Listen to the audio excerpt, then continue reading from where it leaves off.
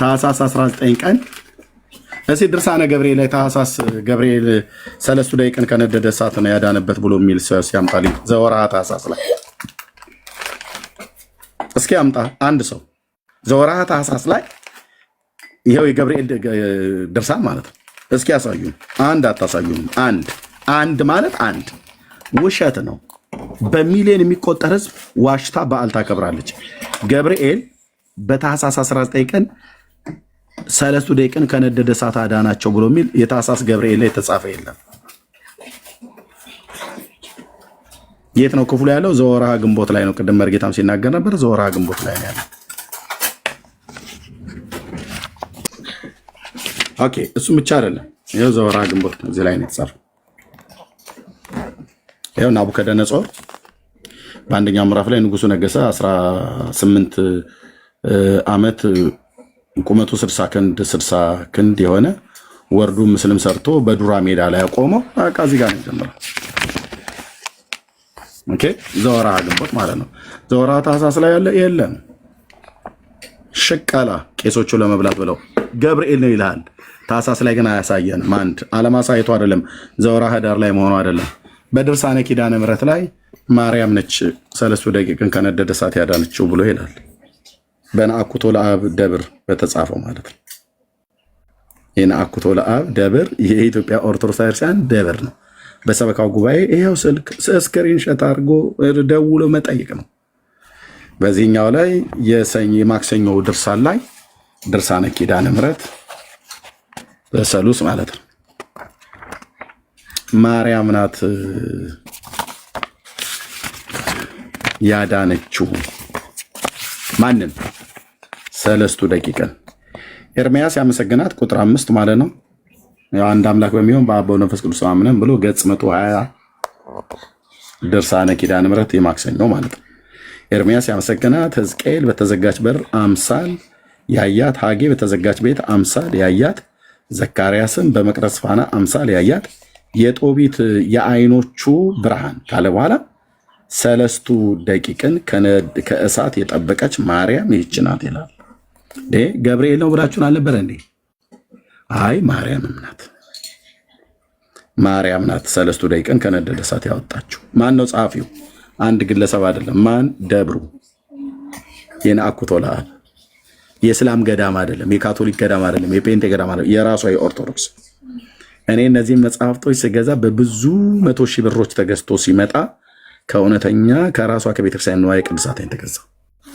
ይሄም ብቻ አይደለም። ማርያም ነች ብለን ስንል አይ ማርያም አይደለችም፣ ድርሳነ ኡራኤል ላይ ኡራኤል ነው ያወጣቸው ከነደደ እሳት ብላ ትላለች ቤተክርስቲያኒቱ። አይ ይህን እንግዲህ ድንገት ተሳስቶ ሊሆን ይችላል ብለን ምን እንዳንል የለም ሚካኤል ነው ያወጣቸው ከነደደ እሳት ብላ ደግሞ ድርሳነ ሚካኤል ላይ ደግሞ ጽፋለች። አይ በቃ ድንገት ተሳስቶ ሊሆን ይችላል ብለን እንዳንል ራጉኤል ነው ያወጣቸው ብላ ትላለች። የትኛው ኦርቶዶክሳዊ ነው ፊታችን ቆሞ ይህንን ሊያስተባብል የሚችል? የትኛው ጳጳስ፣ የትኛው ቆሞስ፣ የትኛው መርጌታ፣ የትኛው ካህን፣ የትኛው ምዕመን፣ የትኛው ዲያቆን?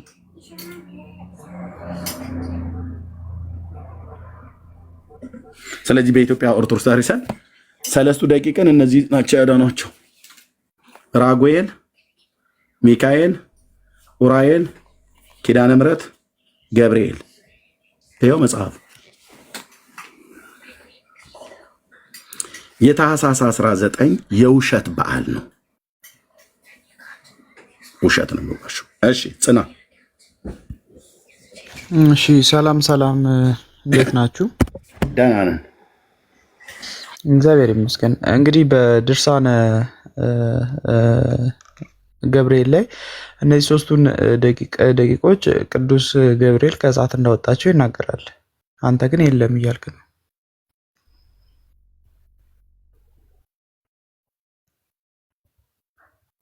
አይሰማም?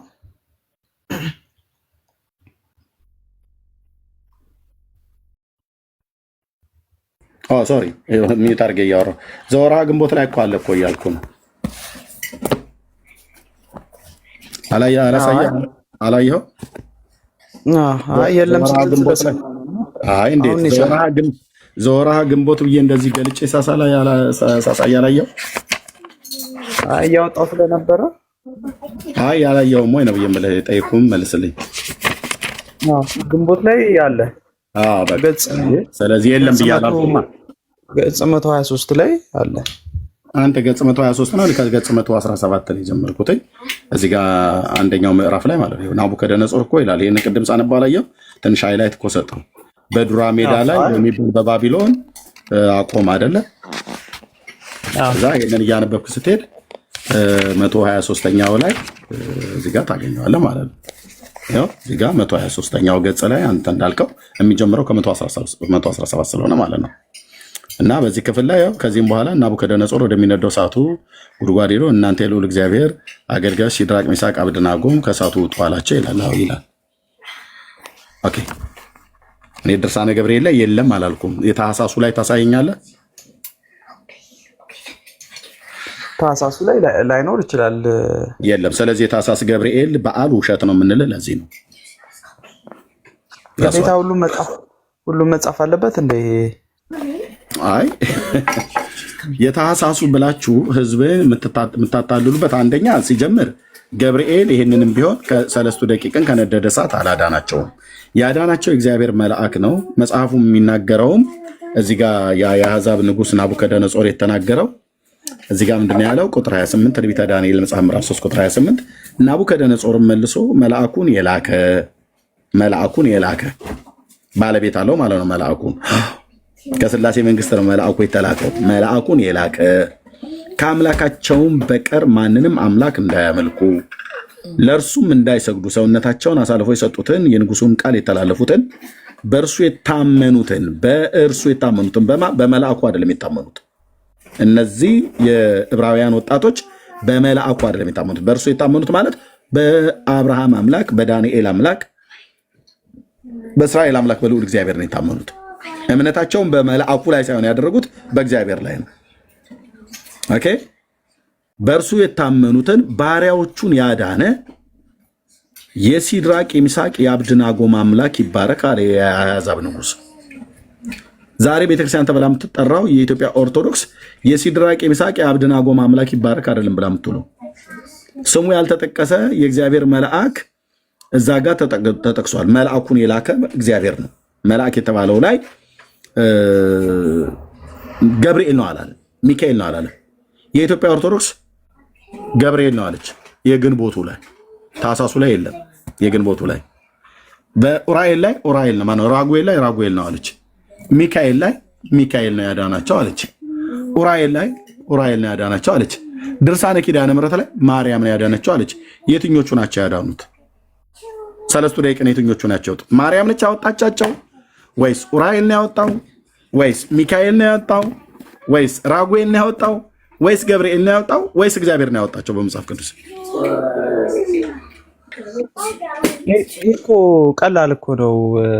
ኦኬ መልስልና ቀላል ከሆነ መልስልና እንግዲህ በመላእክት ላይ ሆኖ በነ መልአኩ ቅዱስ ገብርኤል ላይ ሆኖ ያው እግዚአብሔር ነው ያዳናቸው።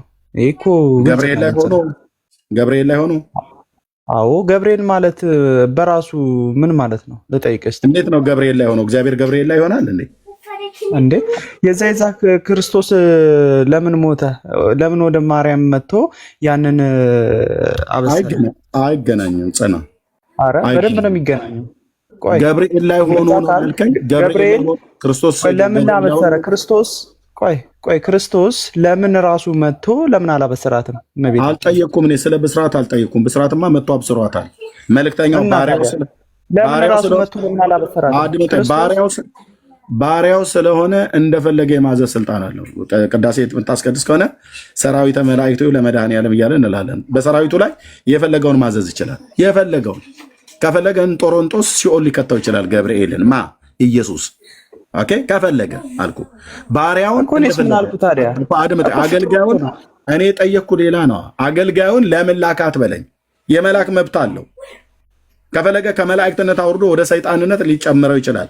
እኔንም አንተ ነው። ከፈለገ የፈጠረውን ፍጥረት ዓለምን በአንድ ቀን እምሽክ አድርጎ ሌላ ፍጥረት መፍጠር ይችላል። ለምን ላከው አይባልም። ኦኬ ለምን ላከው አይባልም። በራሱ ባሪያ በራሱ አገልጋይ ላይ ስልጣን የለውም መብት የለውም ብለህ ካላልክ በስተቀር እኔ ገብርኤል እንዴት ማርያም ጋር ተልኮ መጣ አይደለም የኔ ጥያቄ። የኔ ጥያቄ እዚህ ገብርኤል ነው ብላችሁ ባላችሁበት ጋር መጽሐፍቶቻችሁ ሚካኤልም ነው ራጉኤልም ነው ብሎ ይላል። የትኛው ነው የመጣው ነው? ማንኛው ነው ያዳነው? ያዳነው ገብርኤል ነው። ያዳነው ገብርኤል ነው አይደል? እሺ ሚካኤል ነው ብላስ ማነው ራጉኤል ነው ብላ የምትለውስ ቤተክርስቲያን ውሸት ነው? ውሸት አይደለም። እሺ ሚካኤል ነው ብላ የምትለውስ ኦርቶዶክስ ውሸት ነው? እውነት ነው። ኡራኤልም አይደለም ብሎ የሚለውስ ውሸት ነው? እውነት ነው። ማርያም ነች ብሎ የሚለውንስ እውነት ነው? እውነት ነው። ታድናለች። ኦኬ ይሄ መልአክ ነው አይደል? አዎ መልአክ ነው። ይሄም መልአክ ነው። አዎ ራጉኤልም ገብርኤልም መልአክ ናቸው አይደል? ሁሉም መላእክት ናቸው። ወደ ጉዳይ ግን ማርያምስ? ማርያም የጌታችን የኢየሱስ ክርስቶስ እናት መልአክ አይደለች ማለት? መልአክ አይደለችም። እነዚህ ሶስት ወጣቶች በባቢሎን ምርኮ የሄዱት መቼ ነው? አመት ነው እየጠየቁ ያለው ዓመተ ምህረት ወይ ዓመተ ዓለም ወይ ዓመተ ዓለም መቼ ነው ወደ ባቢሎን የሄዱት? እሱን አላውቀውም። ማርያም በዛ ጊዜ ነበረች? ማርያም እኮ ዓለም ከመፈጠሩ በፊት እኮ በአምላክ ሕሊና ታስባ ነበረ። እኔ ያልኩ ከእሳት ውስጥ ልታወጣቸው እሷ በዛ ነበረች ወይ ነው የጠበቀቻቸው ብሎ ስለሚል በአምላክ ሕሊና ውስጥ ሆና ነው የጠበቀቻቸው ወይስ እንዴት ነው? ማርያም በዛ ጊዜ ነበረች? ማርያም ቆይ አዳምጠኝ። ይሄ በስጋዊ ካየኸው የለችም። በመንፈሳዊ ከሆነ ግን አለች። ዓለም ከመፈጠሩ በፊት በአምላክ ሕሊና ታስባ ነበረ። እመቤታችን ቅድስት ድንግል ማርያም ከመወለዷ በፊት እኮ ትንቢት ተነግሮላታል እኮ። እኔ እሱን ትንቢት የቱ ጋር ማን የትኛው ነብይ ነው የተናገረው? ከመወለዷ በፊት ትንቢት ምን ተብሎ የተነገረላት? ትንቢተ ዳንኤል። ምን ተባለላት? ትንቢተ ኤርሚያስ እቶ እሱን ወደ ኋላ እንመለስም። እሺ ምን ተባለላት? ለምን ታሪክ ስለሆነ ማለት ነው። ዳንኤል ስንት ላይ ኤርሚያስ ስንት ላይ? ቆይ እሱን ወደ ኋላ መመለስ አልፈልግም። አሁን እያወራን ያለ ነው ስለ መላእክት ነው። የለም ቆይ ለማርያም ዝግጅት ስለመወለዷ የተነገረትን እኔ እያስረገጥኩ ልሄድ አለ ህዝቡ አንተ ስለሌለ ማለት ነው። እሺ ማርያም በዛን ጊዜ ነበረችው ያልኩ በባቢሎን እሱን አይደለም በአምላክ ሕሊና ታስባ ነበረ ይላል ታምረ ማርያም ላይ። ኦኬ በአምላክ ሕሊና ታስባ ነበር። ቴንክ ዩ ጽና። በአምላክ ሕሊና በአምላክ ሕሊና ሆና ነው የጠበቀቻቸው ከእሳት። በአምላክ ሕሊና ውስጥ ሆና ነው እዚህ ባሳየው ድርሳነ ኪዳነ ምሕረት ዘሰሉስ ላይ በአምላክ ሕሊና ውስጥ ሆና ነው ከእሳት የጠበቀቻቸው። አንብበው እሱን። አነበብኩልህ እኮ ቅድም እኔ ዘመኔን ሳነበው ነው የቆየሁት። አይ አሁን አንብብልኝ በደንብ እያጣጣም ነው ቃሉን እንሄዳለን። ኦኬ መልካም ለመታዘዝ ብዬ እሺ ላድርግልህ። የሰኞ የማክሰኞ ድርሳን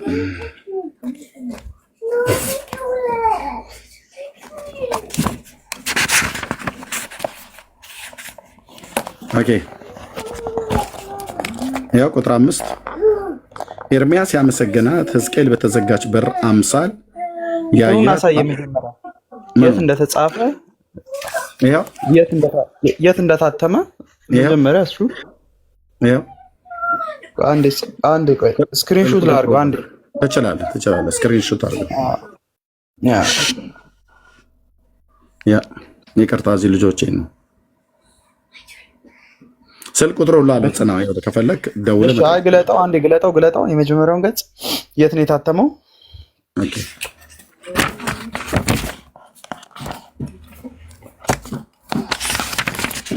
ማተሚያ ቤቱን ነው። አዎ ማን እንዳሳተመው? ማተሚያ ቤቱ የሚናገር አይመስለኝም። አይደለም ቆይ እዚህ ጋር እስቲ እኮ ማን እንዳሳተመው። አዎ እኔ ጋር ምሳሌ ብዙ ድርሳናቶች አሉ። ማን እንዳሳተማቸው የት እንደታተሙ ማን እንዳተሙ ይናገራል። አዎ የኛ ቤተክርስቲያን ገዳሙ ነው። ይኸው ናኩቶ ለአብ ደብር ሰበካ ጉባኤ ይኸው አዘጋጅ ማለት አሳታሚው ማለት ነው። የቅዱስ ናኩቶ ለአብ ደብር ሰበካ ጉባኤ ነው አሳታሚው። ለ2005 ላይ ማለት ነው ማነው 2011 ላይ ለአምስተኛ ጊዜ ነው የታተመው ይላል። ስልክ ቁጥሩ አለ፣ ደውለህ መጠየቅ ትችላለህ። እዚህ ጋር ምን ይላል ግን ይህ የእመቤታችን ድርሳን በቤተክርስቲያን ውስጥ በግዕዝና በብራና ተጽፎ አገልግሎት ሲሰጥ ከቆየ በኋላ በአሁኑ ሰዓት ይላል እዚህ ጋር ማነበው ማለት ነው የግዕዝ ቋንቋ ከተማሩት በቀር የሚሰማ ስለሌለ ወደ አማርኛው ቋንቋ በሊቃውን ተርጉሞ በእግዚአብሔር ቸርነት በድጋሚ በ2004 ዓ.ም ለሁለተኛ ጊዜ ታተመ ይላል። ኦኬ ይሄው ናኩቶ ለአብ ነው ደብሩ ነው አዘጋጁ ማለት ነው። ኦኬ መልካም መቀጠል እንችላለን። ያ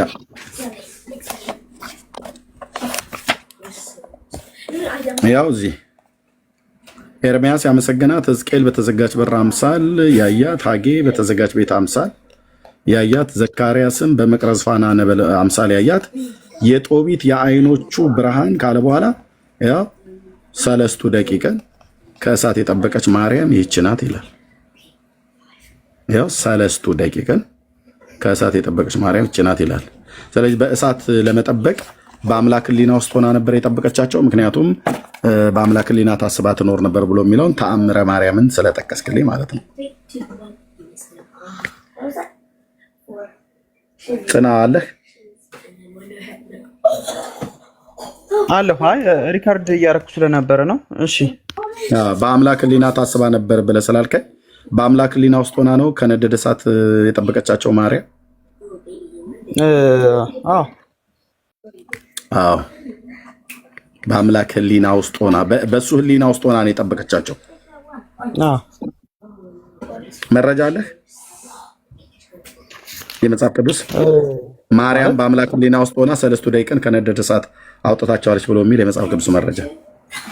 መልካም መጽሐፍ ቅዱስ ውስጥ ነገርኩህ እኮ እንደ ስጋዊ ካየ ነው የለም፣ እንደ መንፈሳዊ ግን ከሆነ ግን አለ። እሺ እንደ መንፈሳዊ አንተ እኔ እንደ ስጋዊ መቼ ጠይቁ? መጽሐፍ ቅዱስ አይደል ጠይቁ። ጽና መልካም እንደ መጽሐፍ ቅዱስ ውስጥ እኮ ብዙ በነገራችን ላይ በጣም ብዙ ያልተጻፉ ብዙ እንትኖች አሉ። ምሳሌ ክርስቶስ በዚች ዓለም ላይ ስንት ዓመት ነው የኖረው? 33 ዓመት ኖሯል አይደል? አዎ በቃ በ33 ዓመት ውስጥ እንግዲህ አንድ ሕፃን ልጅ ተወልዶ እስከ 33 ዓመት ምን እንደሚሰራ እስኪ ከመጽሐፍ ቅዱስ እያንዳንዱ ህይወቱን እስቲ ያሳየኝ። ከመጽሐፍ ቅዱስ የተጻፈው ይታዘዛቸው ነበር ነው ብሎ ያለው። ከዛ ውጪ ክርስቶስ ይታዘዛቸው እኮ በቃል ብቻ ነው። የት ነበር ሲታዘዝ የነበረው? እያንዳንዱ ከዕለት ህይወቱ መጽሐፉ ዝም ባለበት እኛ ዝም ኤርሚያስ ከእያንዳንዱ እስከ ዕለተ ህይወቱ ከአንድ ዓመት እስከ 33 ዓመት ያለውን ለምን አልገለጸው መጽሐፍ ቅዱስ ላይ? እንደነገረህ እኮ ለቤተሰቦቹ በየቀኑ ማለት ነው።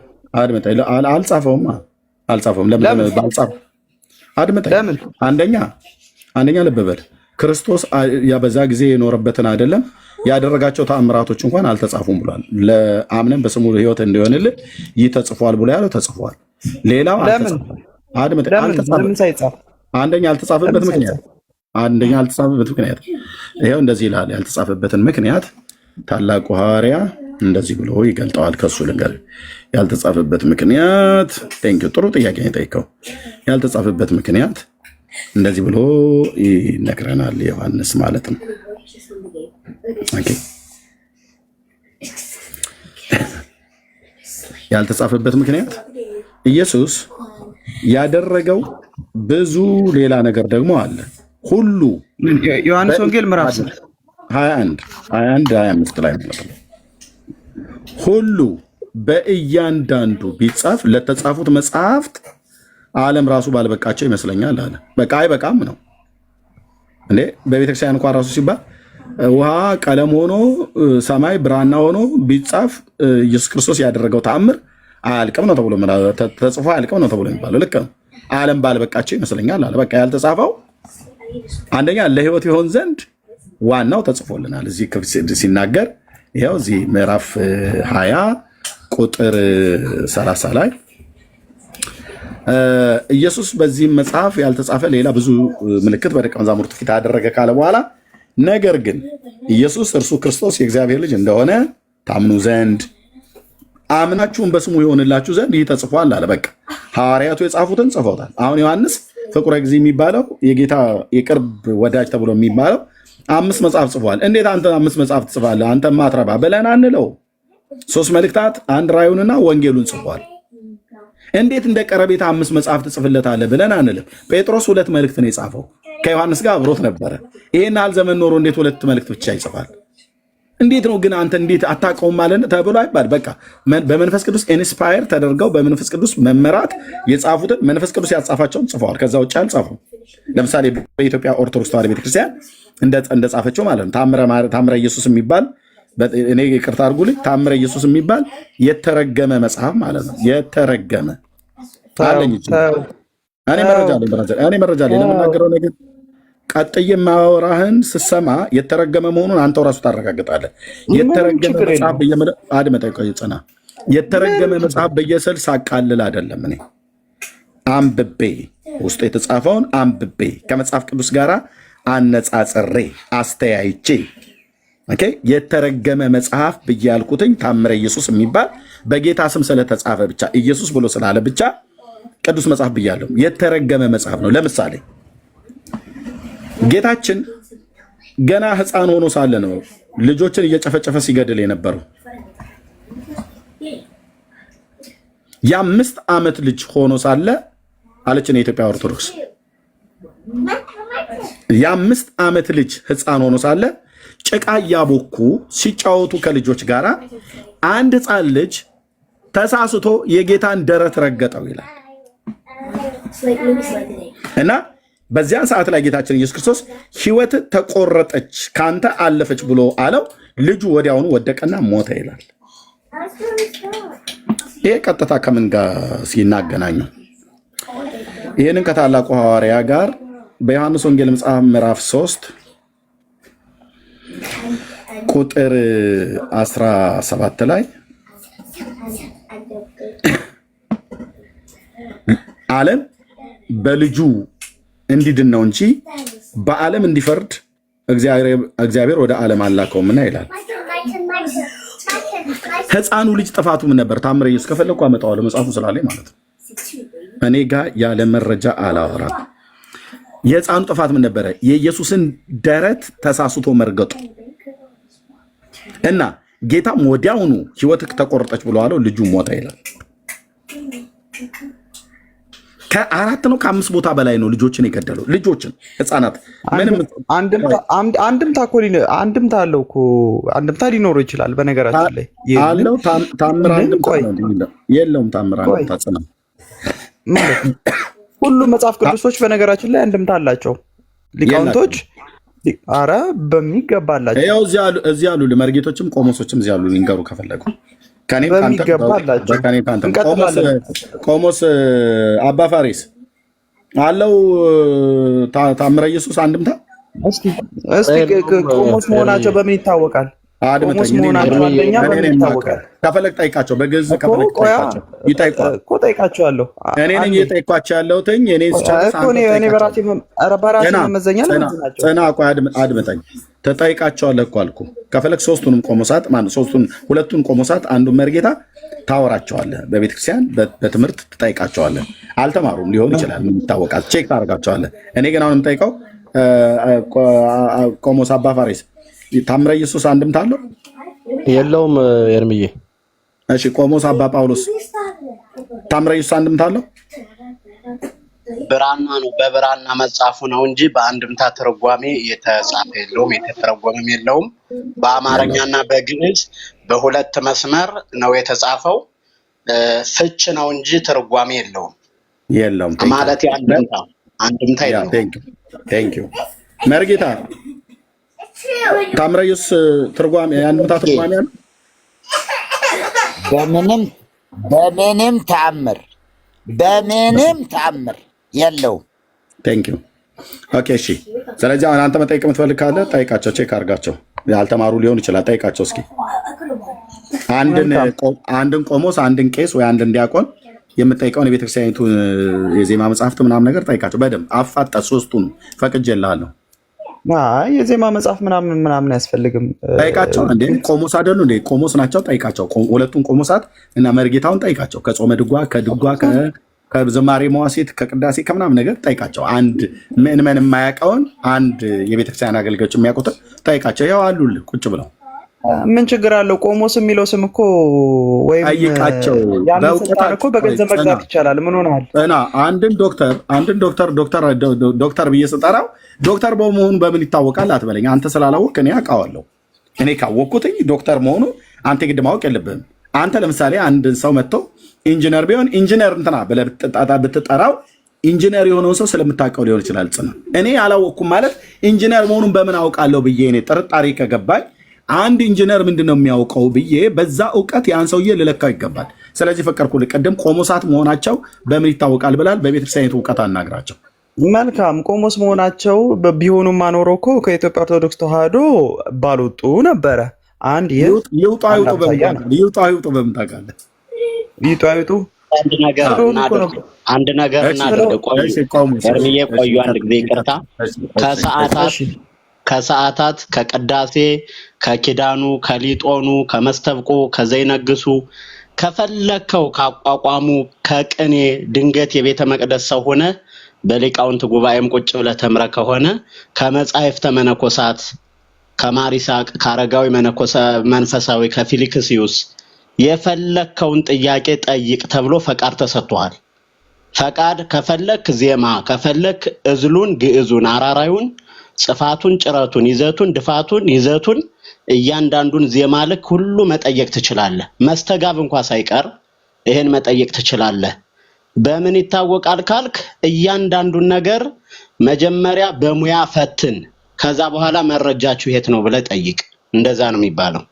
መልካም። እናንተ ያው በእውቀት መልሰንም ጠይቀዋለን። አባ መልሰንም እንጠይቀዋለን። ቆይ እኮ እንጠይቃለን እኮ ችግር የለውም። ምሳሌ አንድ ቆሞስም የሆነ ጳጳስም ይሁን ምንም በእውቀት ሳይሆን የሚለካ ዋናው ትክክለኛውን ሃይማኖቱን፣ እምነቱን፣ ምግባሩን ይዞ ነው እንጂ የሱ ስም ስለረዘመ ቆሞስ አባ ከሌ ስለሆነ እንደ አርዮስም እኮ ጳጳስ እኮ ነበረ። እነ ኒስጥሮስ እኮ ሊቅ እኮ ነበሩ። ያ እንትናቸው ግን አላዳናቸውም። ስለዚህ በእውቀት ንገረኝ። ዲያቆን ነህ? እኔ ምዕመን ነኝ። ምዕመን ሆነ ታዲያ ምን ልጠይቀን ነው? ዜማ ትችላለህ? እስኪ አንድ ዜማ እስኪ እንደው እስኪ የዲያቆኗን ረጅሟን ጸልዩ በልልኝ። እስኪ ረጅሟን ጸልዩን። ይቺ ቄሱን አኩቶ ለገባሬ ሰናያት ላይ ሌነ እግዚአብሔር አቡህ ለግዚእ ነው አምላክ ነው መድኃኒነ ኢየሱስ ክርስቶስ በሰወረን ወረዳን ከማለቱ በፊት እሷን ጸልዩን በልልኝ። ይሄን ስላወቁ በልልኝ ያልኩህ። ቆይ እኔ ለመንግስተ ሰማያት የማ ኢየሱስ መጣልኝ። ኢየሱስ አዳነኝ። በጉባኤ ቤት ይሰሙኛል? አባታችን በጉባኤ ቤት አላለፍኩኝም። ይሰሙኛል? በጉባኤ ቤት ያለፈ መንግስተ ሰማያትን አይወርስም። አስረግጬ ነው የምነግሮት። እንዴ በእውቀት እኮ አይለካም። እስቲ በእውቀት በእውቀት አንድ መንግስተ ሰማያት የወረሰ ሰው ንገሩኝ። በእውቀት አንድ መንግስተ ሰማያትን በራሱ እኔ መንግስተ ሰማያት የገባሁበት እንደዚህ ብዬ ነው። ሰማኝ።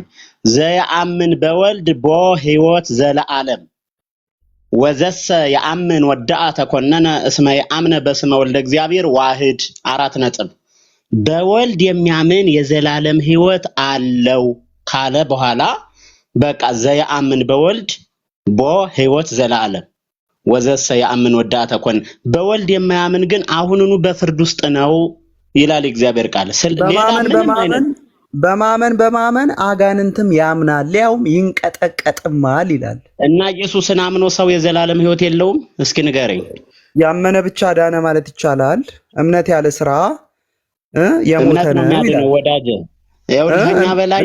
ከኛ በላይ የገዳማትን ስርዓት እያንዳንዱ ነገር በስራ ቢሆን ከጥፍራችን አትደርስም። በስራ ቢሆን እስካሁን ባሳለፍናቸው ዘመናት ከእግራችን ጣቢ ላትደርስ ትችላለህ። ባሳለፍናቸው ዘመናት የኛን ታሪክ በደንብ ብታውቅ በስራ ቢሆን ግን የኛ ስራ ምንድነው? የመርገም ጨርቅ። የኛ ጽድቅ የመርገም ጨርቅ። እንነጋገር እንግዲህ እንሂድበት። አይ ህፃን ነው ተውት። አባ አዩ ህፃን ነው። ህፃን ነው አለ። ህፃን ነው አሉ። እግዚአብሔር ይስጥልኝ። ስትያዙ ህፃን ነው ስትያዙ። ምኑን ነው ቆይ ምኑን ነው ያስከው? ጽና ምንድን ነው ማለት? አሁን ከሳቸው እኩል እውቀቱ አለኝ ብለህ ለማውራት ፈለግ? ጽና ይገለጣ መጽሐፍ ልልቀቅህ? ቆይ ልልቀቅህ?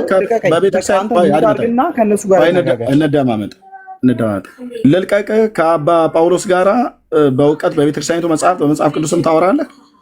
መልካም፣ ደስ ይለኛል። እሺ እሳቸው ለሚጠቅሱልህ ጥቅስ ሁሉ ጭምር በግዕዝ ቢጠቅሱ እየተረጎም ትቀጥላለህ። ይቀጥሉ አባ። አይ ግዕዝ ነገርኩህ እኮ ነው። የቤተክርስቲያን ልጅ መጽሐፍ ቅዱስ ቆይ መጽሐፍ ቅዱስ የቤተክርስቲያን ልጅ ነህ። ቆይ ጽና፣ የቤተክርስቲያን ልጅ ነህ። የትኛውን ቢጠቅሱ በዕብራይስጥ ጠይቃቸዋለሁ። እሺ የተወሰነ ችሏለሁ። በዕብራይስጥ ይችላሉ። ኦኬ ምኑ ነው በዕብራይስጥ የምጠይቃቸው? ወንጌል በዕብራይስጥ ተጽፏል። ፈቱልኛል እንዴ? በደንብ አድርጎ ነው የተጻፈው። ወንጌል በዕብራይስጥ ተጽፏል። በደንብ አድርጎ ነው የተጻፈው። የትኛው ወንጌል ነው የተጻፈው? እንኳን አያውቅም እኮ ኤርምዬ። ቆይ የትኛው ወንጌል በዕብራይስጥ የተጻፈው? ተረጋጉ። አንተ የምታውቀው እኮ አማርኛውና ግዕዙን ነው። ብራዘር የትኛው ወንጌል ነው የጠየቅኩ? የትኛው ወንጌል ነው በዕብራይስጥ የተጻፈው? ሙሉ ወንጌል ማን ነው በዕብራይስጥ የተጻፈው? አዲስ ኪዳን በዕብራይስጥ ነው የተጻፈው? አልተጻፈም የሚል አንጣልኝ። ኦኬ መልካም እሺ። እስከዛ ድረስ እኔ እና እሳቸው እምነት ብቻ ነው ያሉት። በስራ አይዳንም ብለዋል። ይሄ መጽሐፍ ታውቀዋለህ? አውቀዋለሁ። እሺ 80 ያሉ ነው አይደል? የስንቱ ነው? የስንቱ ነው? የ38ቱ ነው። የ1980ው ዝም ብለህ አታውራ። ይኸው እያሳየው 1980ው ቆይ ከ1980 እኮ የ38 አለው እኮ። አሁን የተጠይቀው ይሄ ስንት ነው? 38 አለ። እሱ አለ አለኝ። አድምጠኝ ብራዘር እባክህ ልለምን ብራዘር። ቆይ 38 አለ። የ1938 ነው አይደል የምትለው? አዎ አለ። ኦኬ ቴንክ ዩ። የ1938 ነው የፈለከው? አዎ ምንድን ነው የፈለከው? ከ1938 መጽሐፍ ቅዱስ አለ ወይ ነው ጥያቄ ነው የጠየኩህ። በፒዲኤፍ አለኝ። ምንድን ነው የፈለከው? 1938 በቃ ቀጥል። ምንድን ነው የፈለከው? 1938 ጠቅሰሃል። ይቀጥል እኮ አልኩህ እኔ የ1938 የትናንትናው ነው አይደል የምታወራው? የ1879 አለኝ እኔ። አሳየኛ። 79 በመጽሐፍ ቅዱስ ነው በፒዲኤፍ ሳይሆን እንደ ፒዲኤፍ እኮ ማንም የሚቀየር የሚጨምር የ1978 ማለት 1879 አለኝ ነው ይባላል። ኦኬ ይሄንን ታነብ ከሆነ ማለት ነው። መልካም። አዎ እንትን እልህ አታድርገው ስታወራ ማለት ነው። እልህ ሳይሆን በእውቀትና በቃ እልህ አታድርገው። ጽና፣ እልህ አታድርገው። ኦኬ ዕብራይስጥ ቤተክርስቲያኒቱ አዲስ ኪዳን በዕብራይስጥ ነው የተጻፈው ብላ ያለችው በዚህ በ1980 ዓ.ም በአባ አቡነ ተክለ ሃይማኖት እትም ፓትርያርክ በሳቸው እትም ላይ በተጻፈው ላይ በአዲስ ኪዳን በዕብራይስጥ ነው የተጻፈው ብላ ያለችህ? አዲስ ኪዳን በዕብራይስጥ አልጻፈም ነው ወይ ያለችው? መጽሐፍ ቅዱስ ቤተክርስቲያኒቱ እንደዛ ነው ወይ ያለችው ነው ብዬ የምልህ። ቤተክርስቲያኒቱ የተለያየ አስተምሮ ነው ያለው። ሁለት አይነት አስተሳሰብ አለ። አሁን ልክ እናንተ የኔ አስተሳሰብ አዲስ ኪዳን መጽሐፍ በምን ቋንቋ ተጻፈ ብላለች ቤተክርስቲያን ኦርቶዶክስ? በግዕዝ ብቻ ነው የምትለኝ አንተ? አልወጣኝም እኔ። አንተ በምን ተጻፈ ብላለች?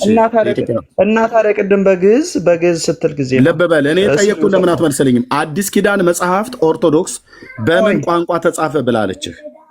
ቆይ እሳቸው ቅድም ምን ሲሉ ነበረ? ተዋቸው፣ እሳቸውን ቆይ እሳቸውን ተዋቸው። አድምጠኝ፣ እሳቸውን ተዋቸው። ከእሳቸው ጋር እኮ ነው ንግግሬ እኮ ከእሳቸው ጋር እኮ ነው። ከእኔ ጋር ነው እያወራ ያለው መጽሐፍ አይደለም። ያነሱት እኮ እሳቸው እኮ ነው። እሺ ይሄን ትመልስልኛለህ ወይስ አትመልስልኝም? አዲስ ኪዳን መጽሐፍት የኢትዮጵያ ኦርቶዶክስ በምን ቋንቋ ተጻፈ ነው ብላ የምታስተምረው? እሺ እሳቸው በምን ቋንቋ ተጻፈ ብሎ ነው የሚያውቁት? እሳቸው ምንም አላሉም። ከኔ ጋር አውራ ነው ብዬ እኔ ጠየኳቸው። ቆይ እኔ እየጠየቅኩ አንተ እሳቸውን አትጠይቅ። እኔ ነኝ እየጠየቅኩ ያለው እኮ ከእሳቸው ይሄን ሀሳብ ያመጣ ነው እኮ ከአቅም በላይ እታችሁ ረድ እንኳን እሳቸው አይደለም እኔ በዛብሃለሁ። እሳቸው እኮ ብራዘር ቆሞስ ናቸው። እኔ በዛብሃለሁ እንኳን እኔ ዲያቆኑ በዛብሃለሁ እንኳን አይደለም እሳቸው። ከአንድ ቆሞስ ጋራ ለማውራት የሞራሉም የእውቀቱም ብቃቱ የለህም። ኦኬ የለህም እውቀቱም ብቃቱም አለ። እኔ ዲያቆኑ በዛብሃለሁ። እኔ ስጠይቅ እሳቸው ልጠይቅ ትላለህ እንዴ? ተረታም ትውልድ ያ በየሄዳችሁበት ቤት እንደዚህ እየተዋረዳችሁ ትወጣላችሁ ማለት ነው። የኢትዮጵያ ኦርቶዶክስ ክርስቲያን አዲስ ኪዳን መጽሐፍት በዕብራይስጥ ተጻፈ ብላ አትልም። አላዋቂ የሆኑ ዝም ብሎ ግድም አደግ የሆነ ወጣት ነው መጥቶ የሚናገረው። የአዲስ ኪዳን መጽሐፍት የተጻፈበት የጽርህ ቋንቋ ነው ብላ የምትለው ኦርቶዶክስ የግሪክ ቋንቋ ማለት ነው። ብሉይ ኪዳን በዕብራይስጥ፣ አዲስ ኪዳን በጽርህ ቋንቋ ነው ተጻፈ ብላ የምታምነው። በመጽሐፍቶቿ መቅድም ላይ ሁሉ ጭምር የጻፈችው ይሄንን ነው። ያውን የቅርቡ የ2000 ዓመተ ምህረቱ እትም ማለት ነው። ያው እዚህ ጋር ምን ይላል? በተጨማሪም ይላል እዚህ መቅድሙ ላይ በተጨማሪም በሰጠኑ መመሪያ መሰረት ከላይ እንደገለጥነው የዕብራይስጥና የጽር ቋንቋ አዋቂ አማካሪ እንዲሆን አድርገን በግዕዙ መሰረትነት እንዲሰራ አደረግን ይላል። ያው ትልቁ ስህተቷም እዚህ ጋር ነው። በእርግጥ ቤተክርስቲያኒቱ ግዕዝ መሰረት ሆኖ አያውቅም። ለመጽሐፍ ቅዱስ መሰረታዊ የሚባል ቋንቋ አይደለም። ግዕዝ እንደ ማንኛውም ቅጂ ነው። ከዕብራይስጡና ከጽሩ ወደ ግዕዝ አዙራለች። አዎ ከዛ ውጪ እዚህ ጋር የሚናገረው እዚህ ጋር ቼን ላንብብን አልስተውት በ1947 እና በ1980 ዓመተ ምህረት በአንድ ጥራዝ ተጠቃሎ የታተመው ሙሉ መጽሐፍ ቅዱስ ከመሰረታዊ የመጽሐፍ ቅዱስ ቋንቋዎች መሰረታዊ የመጽሐፍ ቅዱስ ቋንቋዎች እነማን ናቸው? ከዕብራይስጥና ከጽርህ ጋር እየታየ የታረመ ነው። ስለዚህ ዕብራይስጥና ጽርህ ነው። ግሪክና ዕብራይስጥ ነው የመጽሐፍ ቅዱስ እናት ቋንቋ፣ ኖት ግዕዝ። ግዕዝ ቅጂ ነው። ይህን ሳታውቅ አዲስ ኪዳን በዕብራይስጥ ጠይቃቸዋለሁ ብለህ ትላለህ። የቱ ጋር ነው አዲስ ኪዳን በዕብራይስጥ ተጻፈ ብሎ የሚለው ያለው? የአዲስ ኪዳን መጽሐፍ እናት ቋንቋው በኩረ ጽሑፉ ግሪክ ነው።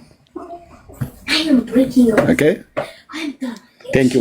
ዳንኤል 3 ናውጣው ኤርሚ ምንን ዳንኤል 3 ናውጣው ትንቢተ ዳንኤል 3 በሱ በየትኛው? በዚህኛው ነው አሁን በያዝከው በዚህኛው በሁለት አዎ እሱ የመጨ ነው 2000 የ2000 ዓመተ ምህረት አዎ እሺ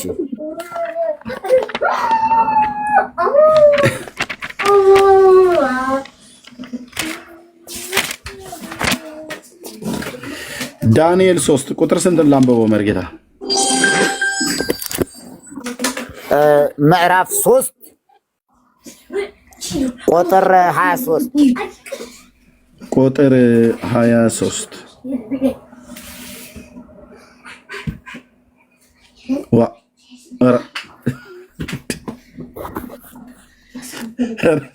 ኧረ መርጌታ ምን አመጣህብን?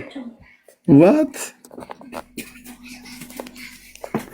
እሺ ከቁጥር 22 የንጉሱም ትእዛዝ እጅግ ስለበረታ የእቶኑም እሳት እጅግ ስለሚነድድ ሲድራቅና ሚሳቅ አብድናጎምን የጣሏቸው ሰዎች የእሳቱ ወላፈን ገደላቸው። እነዚህ ሶስቱ ሰዎች እነማ? ሲድራቅና ሚሳቅ አብድናጎም ታስረው ወደሚነደው በእቶኑ እሳት መካከል ወደቁ።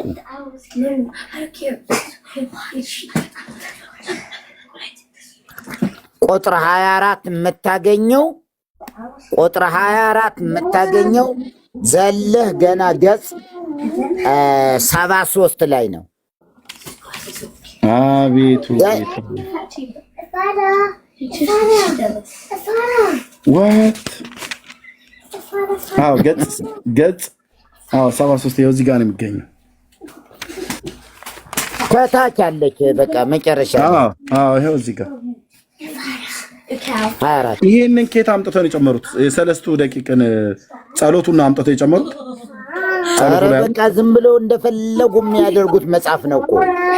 እኮ ከልካይ እኮ የላትም እኮ ቤተክርስቲያኒት እኮ ብትጨምር፣ ብትከልስ፣ ብትሰርዝ፣ ብትደልዝ ምንም ከልካይ የሌላት ደፋር በእግዚአብሔር ቃል ላይ ምህረት የለሽ በእግዚአብሔር ቃል ላይ አየው አይደል?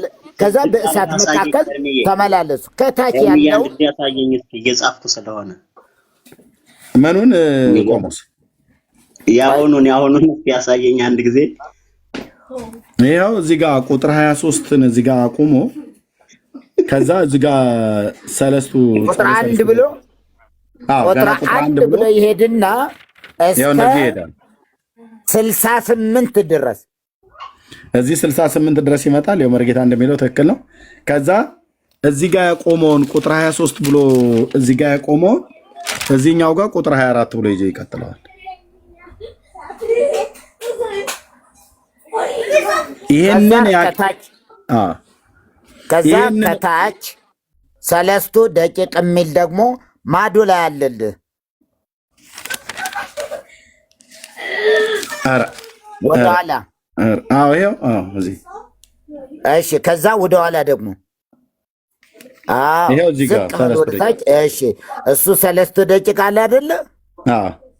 አሁን ህዳጉ ላይ ያሉትን እያቸው። ህዳግ ላይ ኦኬ በነገሰ በ18ኛው ዓመት የሚል በዕብራይስጥ የለም። እንደገና ወድቆም ለወርቁ ይስገድ የሚል በዕብራይስጥ ብቻ፣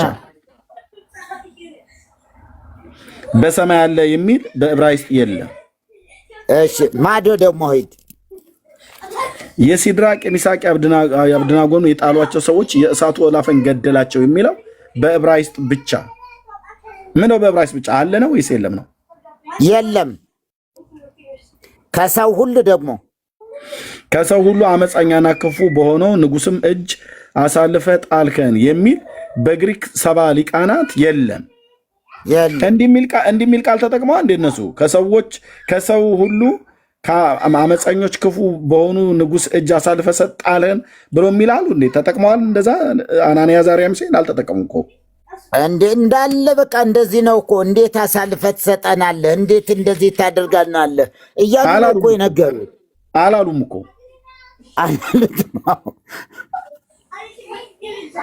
በጌታ በኢየሱስ ክርስቶስ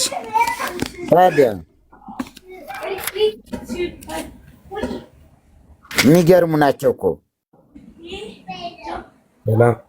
ሰላም እርም። እሺ እንዴት ነህ ወንድማችን? እግዚአብሔር ይመስገን። እንዴት ናችሁ? እንዴት አመሻችሁ? ደህና ነን። ከየት ቤተ እምነት ነው? ዘማርያም ድንግል ከኦርቶዶክስ ነኝ። እሺ እንኳን ደህና መጣ።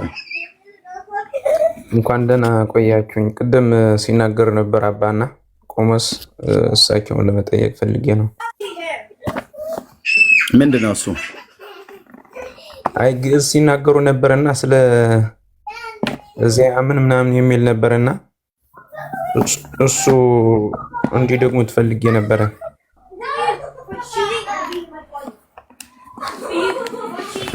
የቤቱ እኮ አርእስት ግዕዝ አይደለም። እሳቸው ሲናገሩ የነበረው ላይ ጥያቄ ካለ ልንቀበለ እንችላለን። የቤቱን አርእስት አይተዋል አይደል? አይ አላየሁትም፣ ይቅርታ። ዝም ብዬ እንደዚህ ስሰማ እንደዛ እሱ እንትን ለማለት ፈልጌ ነው። እንንገራ የቤቱን አርእስት ሰለስቱ ደቂቅን ከነደደ እሳት ያዳናቸው።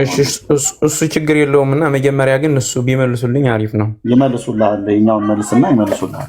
ችግር የለውም። ሰለስቱ ደቂቅን ከነደደ እሳት ያዳናቸው ማለት ነው እግዚአብሔር ነው። መልአኩን ልኮ። ያ መልአክ ማን ነው ስሙ?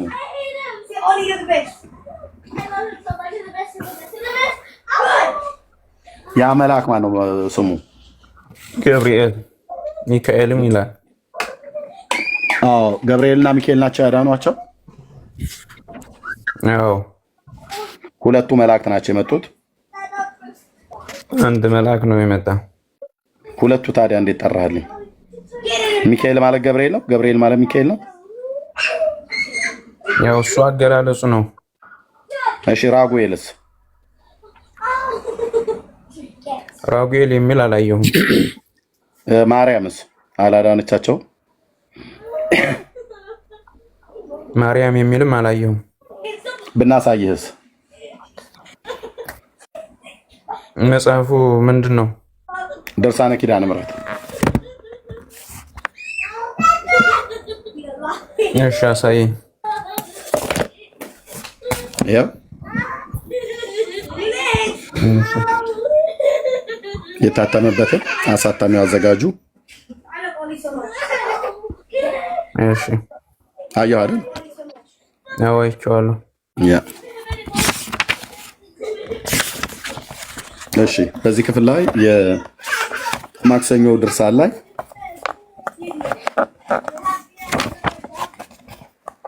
ያው አንድ አምላክ በሚሆን በአብ በወልድ በመንፈስ ቅዱስ አምነን በእግዚአብሔር አንድነት ማክሰኞ ቀን የሚነበብ የኪዳነ ምሕረት ድርሳን ነው ይላል። የሌዊና የስምዖን ሀብተ ቅባታቸው የአሮን ጸናጽን የልብሱ የካህኑ ልብስ ይህች ናት።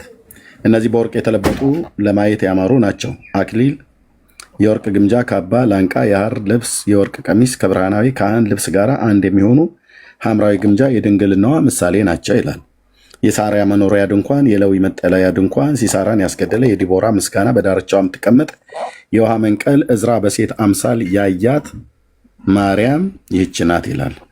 የኢዮብ መጠጊያው የኢያሱ የምስክሩ ሐውልት የሳሙኤል ቅብአ መንግስት ሙዳይ በደብተራ ሙሴ አበባ ያፈራች በኩረ ሎሚ ስልጣነ ክህነት ሰማያዊ መስዋዕትን ያስገኘች ምድራዊ እምቦሳ በግፍ የተገደለ የናቡቴን ተክል ማርያም ይህች ናት ካለ በኋላ ኤርምያስ ያመሰገናት፣ ሕዝቅኤል በተዘጋጅ በር አምሳል ያያት፣ ሐጌ በተዘጋጅ ቤት አምሳል ያያት፣ ዘካርያስን በመቅረዝ ፋና አምሳል ያያት የጦቢት የአይኖቹ ብርሃን ሰለስቱ ደቂቅን ከእሳት የጠበቀች ማርያም ይህች ናት ይላል። የጠበቀች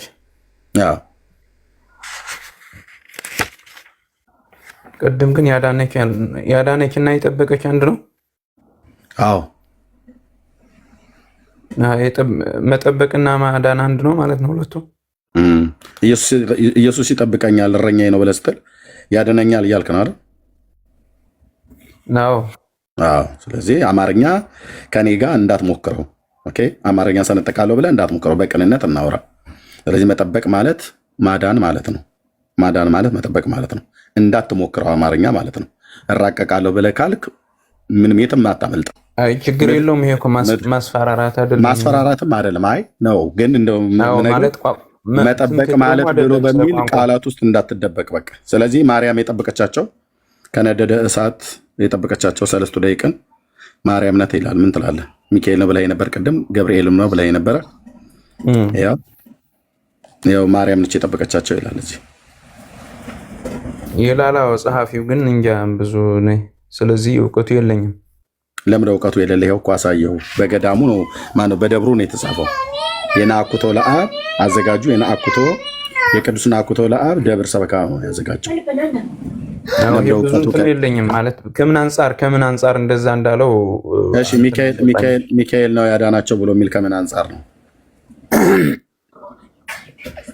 በሚፈሩት ሰዎች እኮ እንደሚያድን ተናግረዋል እኮ መጽሐፍ። ሚካኤል ነው ያዳናቸው ይላል መጽሐፍ ቅዱስ ላይ። በሚፈሩት ሰዎች መካከል አልጠየኩም። እሱ የእግዚአብሔር መልአክ ነው ብሎ የሚለው መዝሙር 34 ላይ እና የእግዚአብሔር መልአክ ማን ነው? የእግዚአብሔር መልአክ ማን ነው? ሌላ አለ እንደ መልአክ? ሚካኤልና ገብርኤል አይደሉም? አይ ሚካኤልና ገብርኤል ብቻ አይደሉም። የእግዚአብሔር መልአክ እልፍ አላፋት አድምጠኝ፣ እልፍ አላፋት ወተልፊት አላፋት ናቸው መላእክት።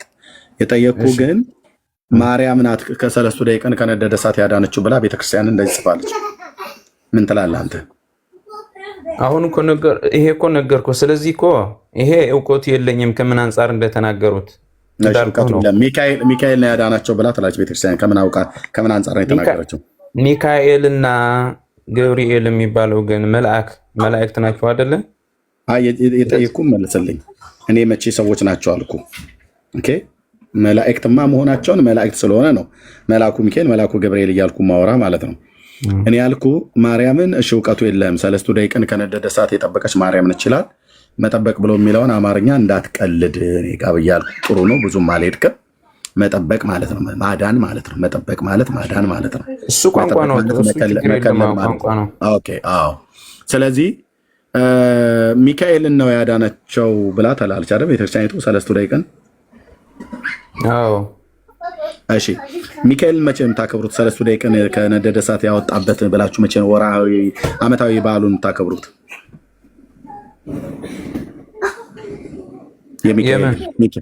ሚካኤልን ከነደደ እሳት ሰለስቱ ደቂቅን ሚካኤል ከነደደ እሳት ሰለስቱ ደቂቅን አድኗል ብለኛል።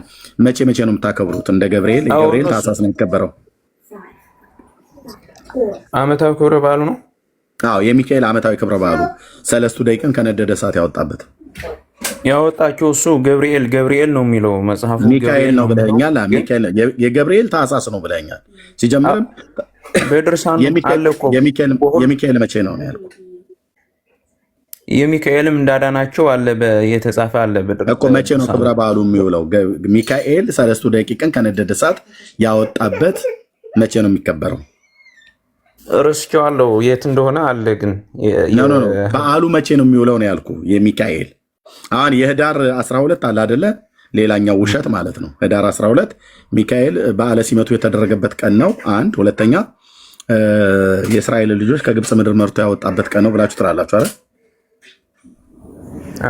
እሺ ትላላችሁ አይደል? አንተኑ ሚካኤል እያላችሁ ታድራላችሁ አይደል? እንዳዳናቸው አታውቅም እንደ ሚካኤል? እኔ እየጠየቅኩን መልስልኝ። ትላላችሁ አይደል ወይ ነው ያልኩት። ህዳር 12 ላይ አዎ። አይ ሚካኤል እንዳዳናቸው እኮ መጽሐፍ እኮ ነው የሚናገረው። አሁን አይናገርም፣ እሱ እናየዋለን። ግን ትላላችሁ አይደል ወይ ብዬ ስልክ ለምን ቀጥታ አትመልስልኝም? እንላለን አልኩህ እኮ። ኦኬ ቴንክ ዩ። ሚካኤል ህዳር 12 ቀን እንዳዳናቸው ከመጽሐፍ ቅዱስ ታሳየኛለህ በኋላ ላይ ማለት ነው። አሁን ግን ታኅሳስ 19 ቀን ገብርኤል ትናንትና ባከበራችሁት ማለት ነው። ትናንትና ሰለስቱ ደቂቅን ከነደደ እሳት ነው ያዳናቸው ብላችሁ ነው ያላችሁ። አሁን ስጠይቅ ደግሞ ሚካኤል አድኗቸዋል አልከኝ። ሚካኤል ሰለስቱ ደቂቅን ያዳነበትን ቀን መቼ ነው መታሰቢያው? ህዳር ላይ አለ የተጻፈ። ህዳር ላይ አሳየኝ፣ ከመጽሐፈ ዚቅ ወይ ከመጽሐፍ ቅዱስ።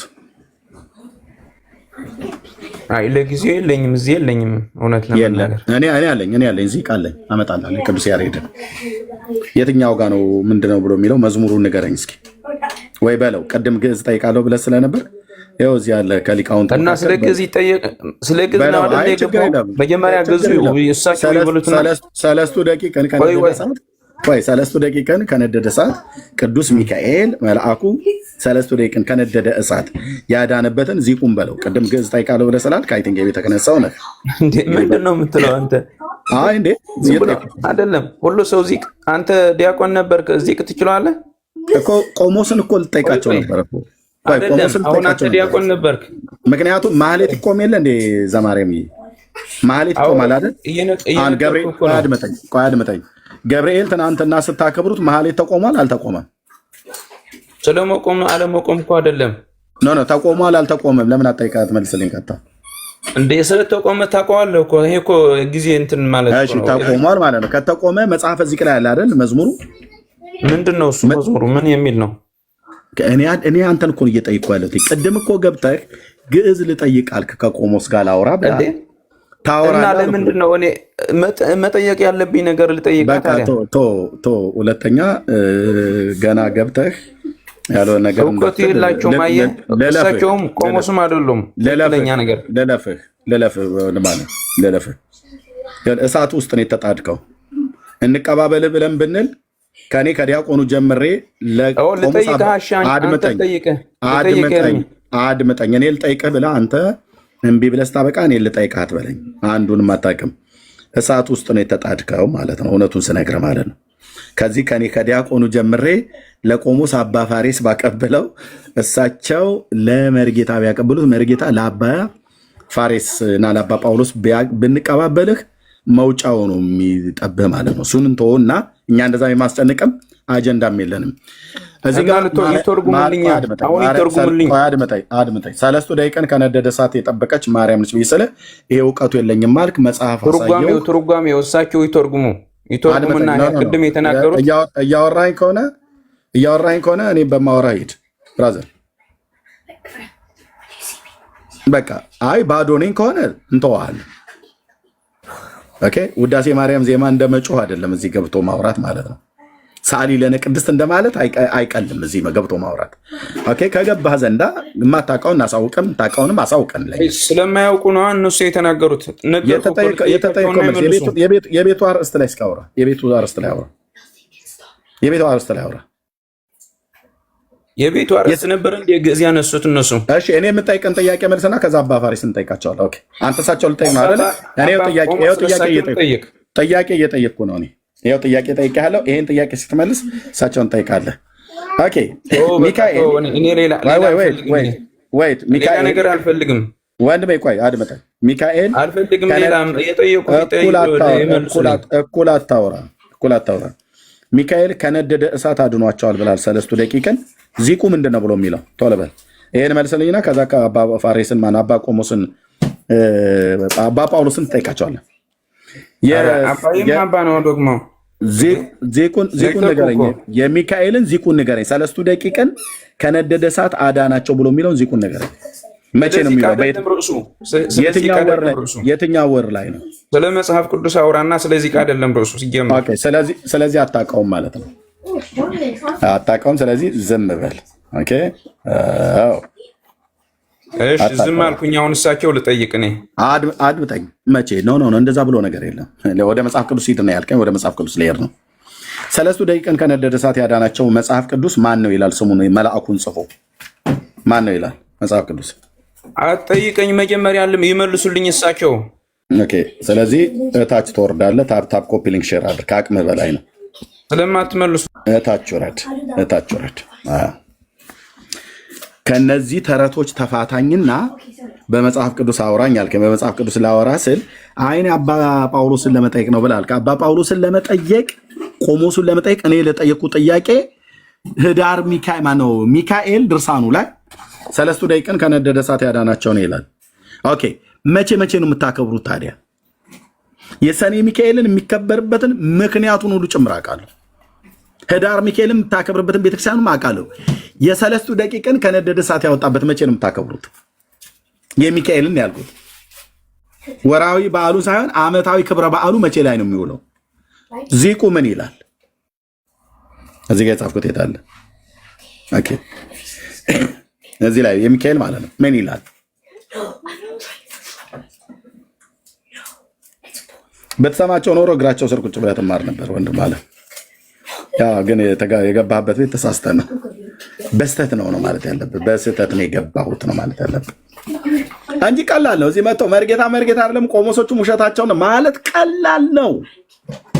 እንኳን እነሱን ቆሞሳቱና መርጌታውን አይደለም እኔን መጣህ የኔን ድቁና ዲና ያታደርገውም በእኔ እንኳን እውቀት ማለት ነው።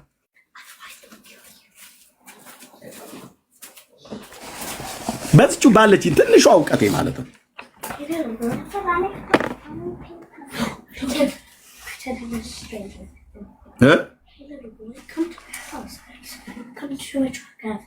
እንኳን እንደነዚህ አይነትን ወንድሞች ቀርቶልን።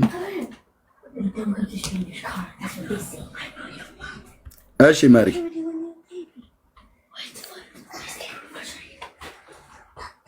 ተልቁ ላይ አድርጌ ያለ መርጌታ ሚዩት ነህ። ያው አሁን እንግዲህ መጽሐፈ ዚቅ ይኸው ዜናዋ ገብርኤል ለማርያም ወይቤላ ተፈስሒ ፍሲት እግዚአብሔር ምስለኪ መንፈስ ቅዱስ ይመጽእ ላዕሌኪ ወበመስቀሉ ያበርህ ለኪ ወበመስቀሉ ያበርህ ለኪ። ገብርኤል እንዲህ ብሏታል እንዴ?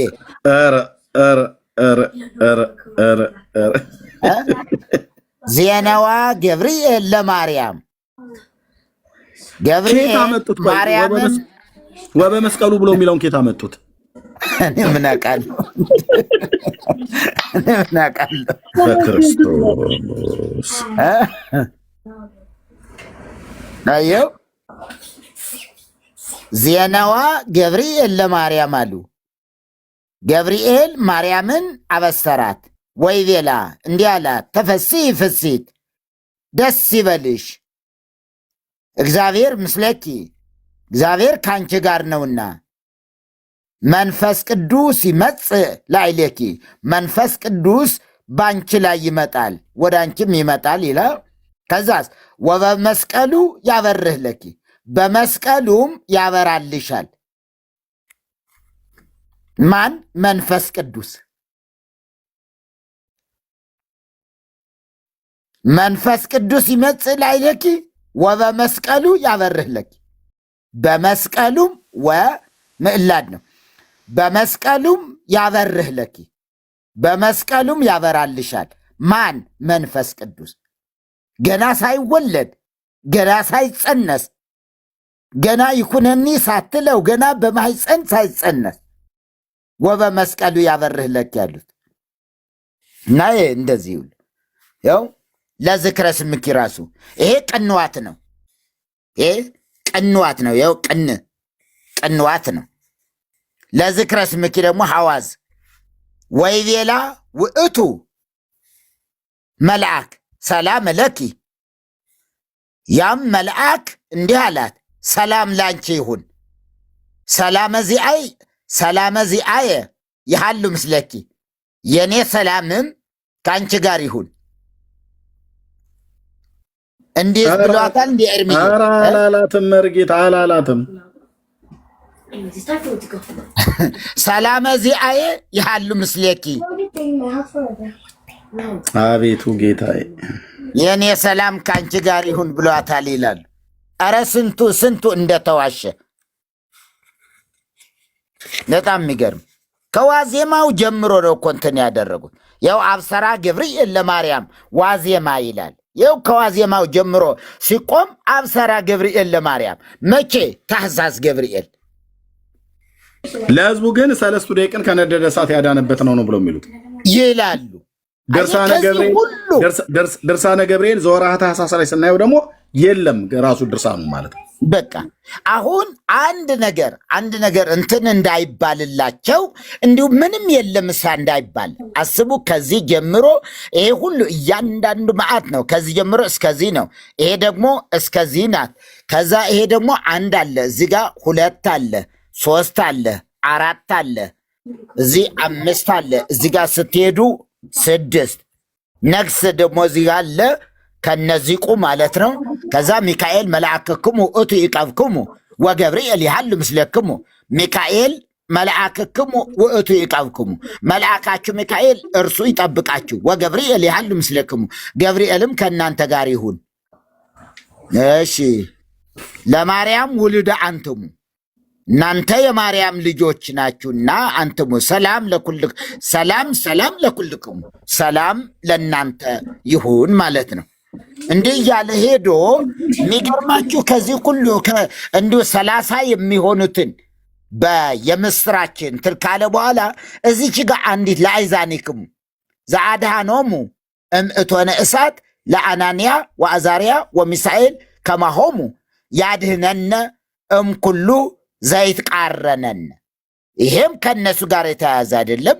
እንደ ገብርኤል ይሄ ሰላምታም ይሰጣል። እንዲሁ ገብርኤል የተለመነ አምላክ እኛንም ደግሞ ይለመነን ምናምን ነገር እንደሚባል እንጂ ከበዓሉ ጋር አያይዘው አይደለም። እዚች ጋር የሰነቀሯት ማለት። ከዚህ ውጭ ግን በሙሉ ስትሄዱ ይሄ እንዳለ ስለ ብስራት ነው። ለማርያም ብስራት እንደነገራት ነው የሚነገረውና ያቺ ግን የለም እንዳትባል። መርበብተ ሰሎሞን ላይ ደግሞ ምን ይለዋል? መርበብተ ሰሎሞን መርበብተ ሰሎሞን ምንድነው የሚለው? ከአውደ ነገሥት ጋር ተያይዞ እንትን የሚል ነው።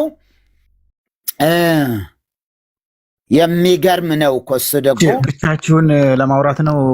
እንዴት ነው እኛን ታናገሩናል? በስመ አብ ወወልድ ቆይ መርጌታ እንዴ ከይቅርታ ጋር መርጌ እሺ፣ ቀጥተኛው ከኦርቶዶክስ ነህ? አላውቅም ነበር። ቴንክ ዩ እንኳን ደህና መጣ። እግዚአብሔር ይመስገን። መሪ ይቅርታ። እሺ ረጅም ሰዓት ስለቆየ እያነሳን ያለውን ነገር ሰምተዋል። የታኅሳስ ገብርኤል ከነደደ እሳት ሰለስቱ ደቂቅን ያዳናቸው ገብርኤል ነው አይደል? አይ ኦኬ ጉድ። እስቲ መጀመሪያ አንድ ጥያቄ አለኝ። እንገባለን ወደ ኖ መርጌታ ነኝ የሚሉት ምን ተምረው እንደሆነ ልጠይቃቸው ነው። ቆሞስም የተባሉት ሰውዬ ምን እንደተማሩ ልጠይቃቸው ነው። እስቲ ቃለ እግዚአብሔር እንነጋገር። መርጌትነታቸው የት ላይ ነው የተማሩ? ምን አቋቋም ነው? ምን እስቲ ወረብም ምንም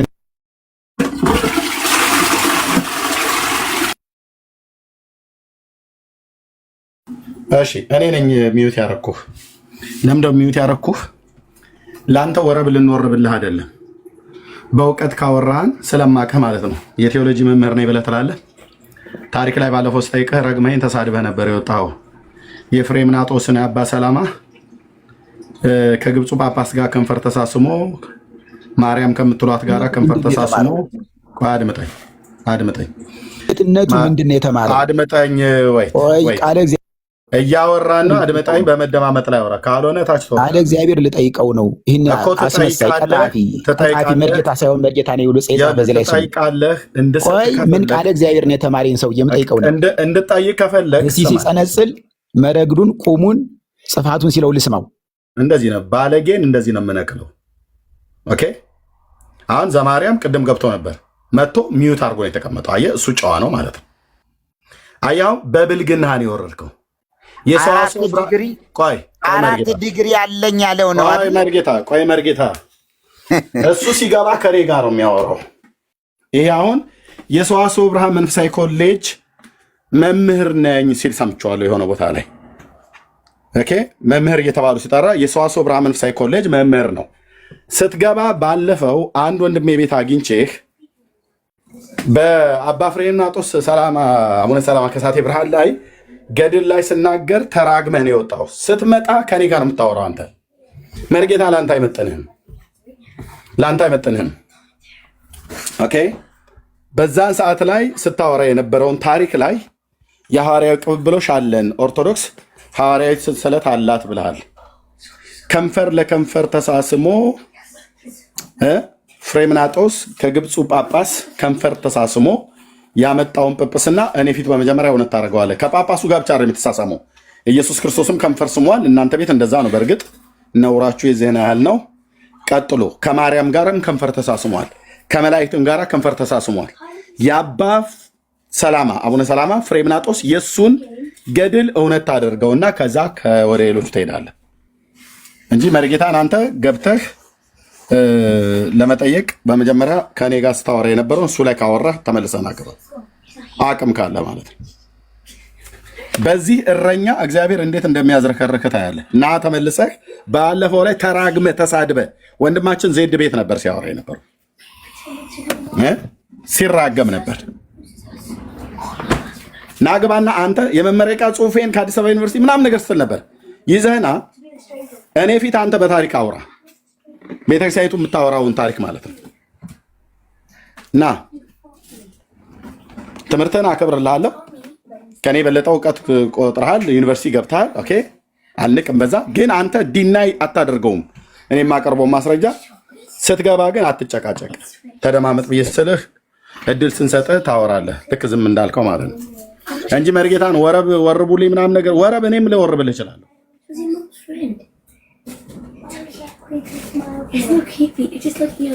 ኤርሚ ይቅርታ ተመልሼ የመጣሁና እንትኑ ማለት ፈቃደኛ ከሆን ብዬ ነው ስላልገባኝ ነው እንጂ እንደዚህ ለመከራከር ምናምን አይደለም።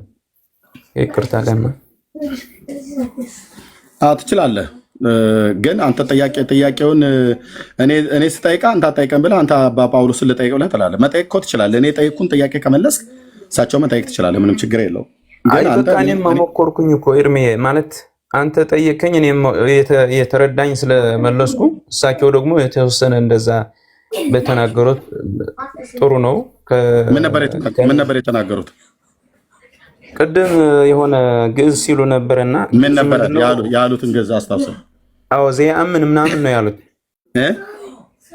ዘየአምን ወልደ እግዚአብሔር ምናምን የሚል ነበርና በለው ያሉትን በለው እሷ እንዲደግሙልኝ አንተ ሰምተህ የለ ዘሩን ስለምታውቀው ነው አይደለ?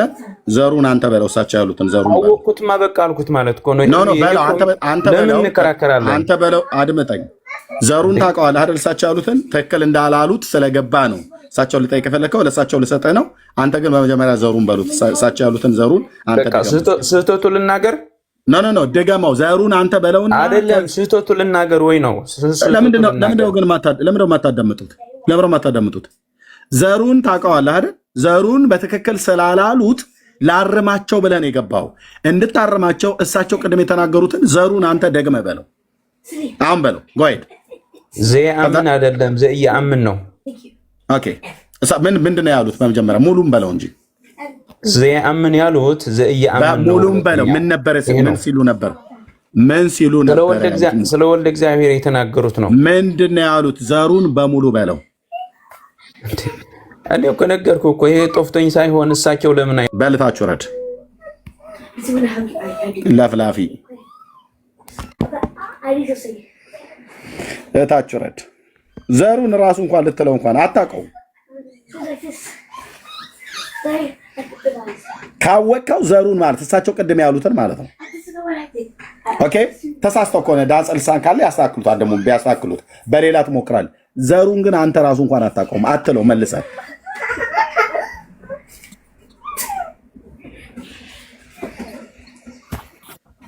እንዴት አይነት እኮ ናቸው። በቃ ዛሬ ደግሞ ቆመ ሰዓቱ እዚህ ተሰብስበው። ኦኬ አንዳንዶች አትላኩልኝ ደስ መልሳችሁ መርጌታ ያ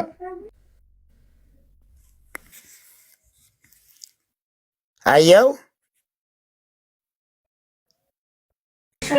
እኔ መቼ ጠፋኝ? ወንድ ማነው መርጌታ ልጁ እኮ ዘየአምን በወልድ በሕይወት ዘለዓለም አየው ዘየአምን እሱ አሁን እዚህ ጋር በችኮላም ይሁን በምናምን ታዋቂ ሳይለንት ስለሆነች እሱ እዚህ ወዘሰ የሚለው ሊሄድ ፈልጎ ነው። እየአመን ዘእየአመን አለ። እሱ ደግሞ የሌለ ነገር ደግሞ ባዕድ ቃል አመጣ። ይሄ ዘእየአመን ይኸው እዚህ ዘየአመን በወልድ በሕይወት ዘለዓለም ወዘሰ እየአመን በወልድ እየረአያ ለሕይወት ዘለዓለም አላ መቅሰፍተ መዓቱ ለእግዚአብሔር ይነብር ለአይሊሁ። አሁን ይሄኛው ደግሞ ምን ይለዋል?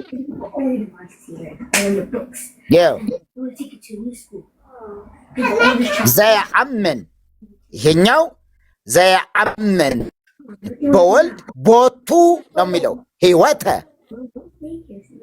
ዘየአምን በወልድ በሕይወት ዘለዓለም ነው የሚለው ያኛው ማለት ነው። ይሄስ ዘየአምን በወልድ ቦቱ ሕይወተ ዘለዓለም ወዘሰ እየአምን በወልድ እይርአያ ብሎ ይሄዳል ማለት ነው። እና የትኛው ንባብ እንደሆነ እንኳ ሳያቅ ነው ሳይገባው ነው።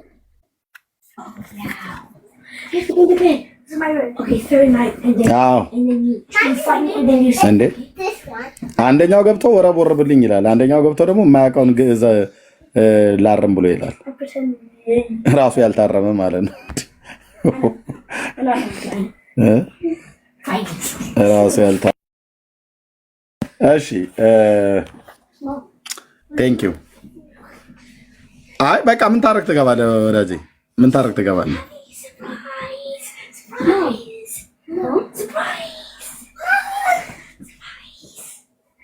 ለምን እንደምትልክልኝ ለምን እንደምትልከው ዘማሪያ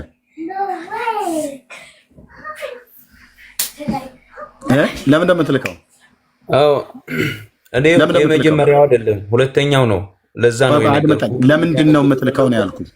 ለምን ያስወጣው? ለምን እንደምትልከው? እሺ ግለጹስ መጽሐፉ አንዴ አድመጠኝ። የጠየቅኩህ መልስልኝ። ካልሆነ መልሰህ ታች ትወርዳለህ፣ ከዛ ትሰናበታለህ ማለት ነው። ለምን እንደምትልከው? ለምን አስወጣው? ለምን እንደምትልከው? ትክክለኛ አይደለማ።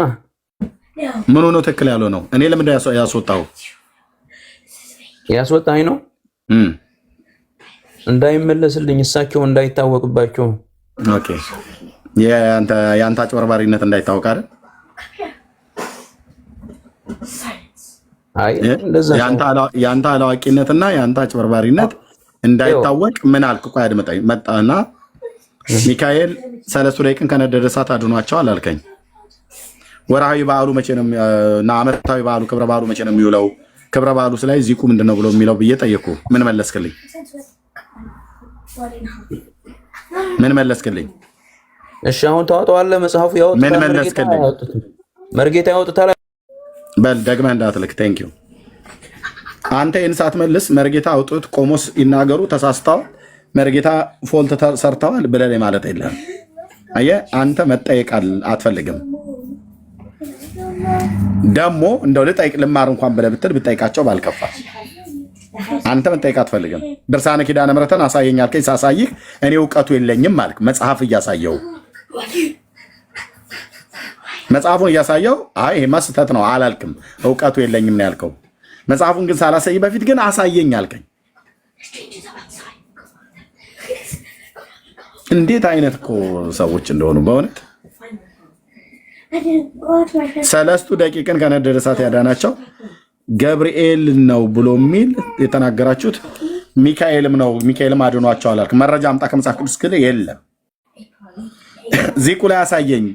ሚካኤል ከሆነ ያወጣቸው ዓመታዊ በዓሉ መቼ ነው የሚውለው? የሚካኤል ሰለስቱ ደቂቅን ከነደደ እሳት ያወጣበትን መታሰቢያ የታህሳስ ገብርኤልን ለገብርኤል እንደምታረጉ የሚካኤልን መቼ ነው የምታረጉት? ንገረኝ ብያልኩ አታውቀውም። ድርሳነ ኪዳነ ምሕረት ላለ ብዬ ስለ አሳየኝ አልክ። ካሳየው በኋላ በዚህ ላይ እውቀቱ የለኝም አልክ። ምድረ ነጋዴ ሁሉ ህዝብ የምትበሉበት ተረት ነው በአደባባይ ላይ እየተገለጠ ያለው። በዚህ በመርበብተ ሰሎሞን ደግሞ ሚካኤል እንደሆነ ነው የሚናገረው። በመርበብተ ሰሎሞን ላይ በስመ አብ ወወልድ ወመንፈስ ቅዱስ በስመ እሺ፣ አሁን እችን ጨርሼ እኔም እስኪ እንዴ 11 ሰዓት ከ20 በዚሁ ጫማዬን ሳላወልቅ ነው እንግዲህ የምወጣው። እሺ በስመ አብ ወወልድ ወመንፈስ ቅዱስ አሃዱ አምላክ ብርሃናኤል አጉዳ አግፍላላኤል ዘንተ አስማተ ዘወሃቦሙ እግዚአብሔር ለአናንያ ወአዛርያ ወሚሳኤል እንዘይትናገሮሙ ቀዊሞ ማእከለ እቶነ እሳት ወአማዕተበ በትሮ ሀበ ሰለስቲሆሙ ዘንተ አስማተ ዘሰላሳ ወተስዓቱ ወዓሰርቱ ምእት ወሰላሳ ወሶበ ይትናገር ሚካኤል ዘንተ አስማተ ሰለስቱ ደቂቅ በውእቱ እቶን ቆረ ወኮነ ጠለ ወአውሎ።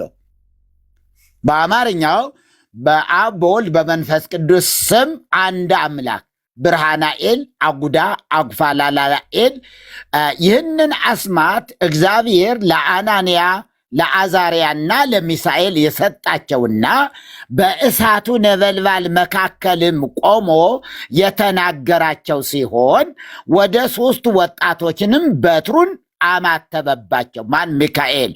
ከዛ 3919 አስማትን በ3ቱ ወጣቶች ላይ ሚካኤል በደገመ ጊዜ ናቡከደነፆር ያዘጋጀው እሳት ፈጽሞ ቀዝቃዛና ውሃ ሆነ ይላል።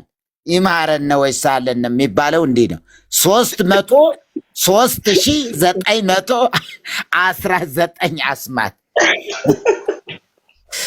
ኧረ የሚገርም ነገር።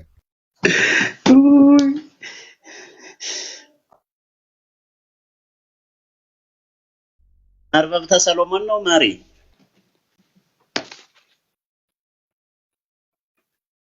መሪ ኦኬ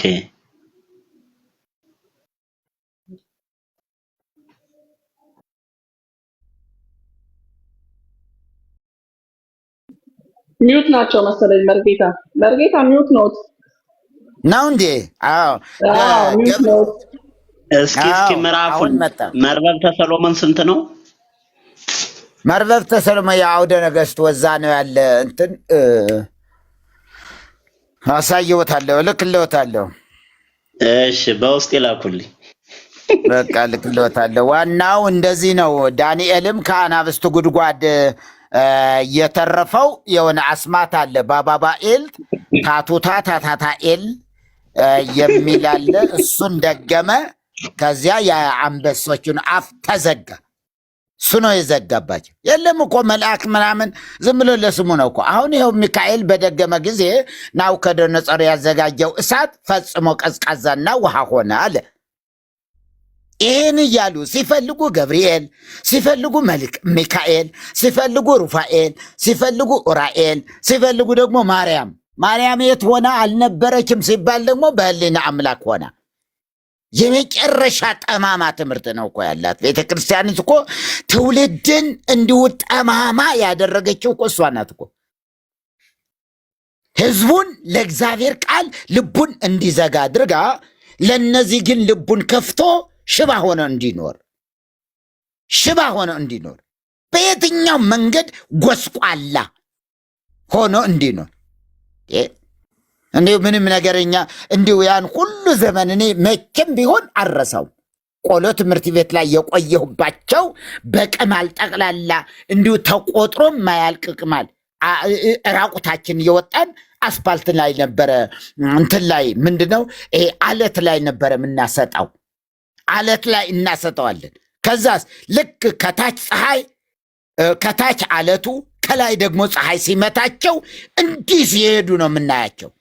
እና የመጨረሻ ውድቀት ነው። እና ይምሃረነ ወይ ሳለነ ይቀበነ ወይ ተማጸነነ ነው።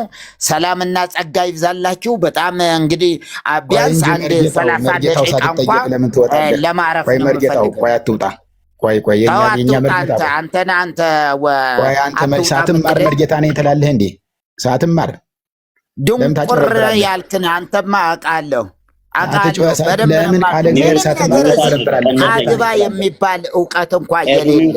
ቆይ ቆሞሱም ቆይ ቆሞስ የሐሰት ቆሞስ የእኛ ግዕዝ ተናጋሪ እስቲ ቃለ እግዚአብሔር እንጠያየቅ በሉ እስቲ። ቆይ ተረጋጉ።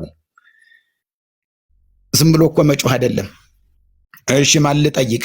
መርጌታው እኔን የምጠይቀው ከኔ ጋር የምታወራው ቆይ መርጌታ ውስጥ ቆይ ምን ቃል እግዚአብሔር የት ነው የተማሩ? አቋቋም እስቲ በሉ። መርጌታ አቋቋም ስለሆነ አቋቋም የተማረ ስለሆነ መርጌታ የሚባለው መልሼ እንዳልኩህ አንተ ፕሮቴክተር አይደለም። አድምጠኝ ብዬ ስልህ ተከላካይ አይደለም። አንተ አለመማራቸውን አትሸፍን። ኦኬ መርጌታ ባለጌ ሰው ስለሆነ ታቸረ እስቲ ምርሰሳኔሩ ኤርሞን እስቲ ወይ የተግባቦት ሕግ አታውቅም። በቃ ብልግናህ እንደዚህ ያደረገ ማለት ነው። አንተ ተመልሰና ከኔ ጋራ እግዚአብሔርን ቃል ነው እናውራ ብለህ አይደል ያልከው? የኮሌጅ አስተማሪ አይደለህ? ሰዋስወ ብርሃን መንፈሳዊ ኮሌጅ ተምሬያለሁ ብለሃል አይደል? የዩኒቨርሲቲ መምህር ነኝ ብለሃል አይደል? የተግባቦት ሕግ ወቅና ከኔ ጋር መተህ ብሉይ ኪዳን አዲስ ኪዳን ታወራለህ። ና ተመልሰህ። የአንተ ትልቁ ችግርህ አፍህን መግዛት የማትችል በጣም የበዛ ብልግና። እኔ ከኦርቶዶክስ መምህራ እንደዚህ አይነት ነገር አይቻላል። ስርዓት የሌለው እንዲህ አይነት ሰው አይቻላል። በጣም የለየለት ባለጌ ነው። የለየለት እምርዕሰ ሳኔሩ ኤርሞን እኮ የመጀመሪያ የዚህ የህዳር 4 እንስሳ ነው እኮ የመጀመሪያዋ ገና የህዳር እንደው እዛ ጋር ይጠይቃል። ቢያንስ እንደው አንቀጽ ላይ እንኳ ሌላ ቦታ ሄደው እንኳ አይጠይቅም። ይማረን ነው ይሳለን።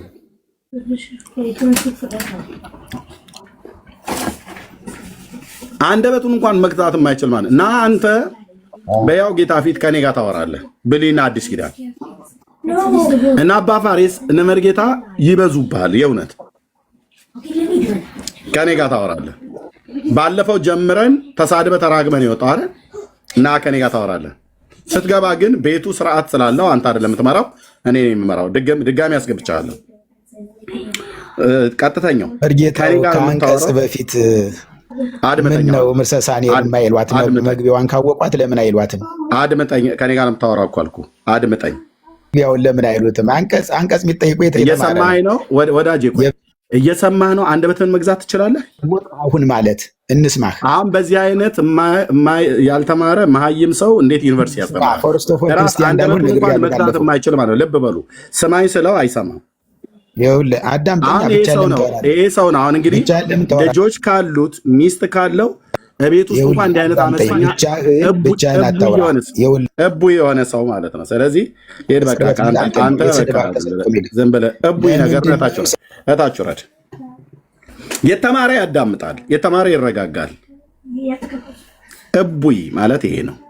ቆንጅዬ እቡይ። ኦኬ ሰው እንዴት በዚህን ያህል ልክ እንዳበደ ውሻ እንዴት አንደበቱን እንኳን መግዛት አይችልም?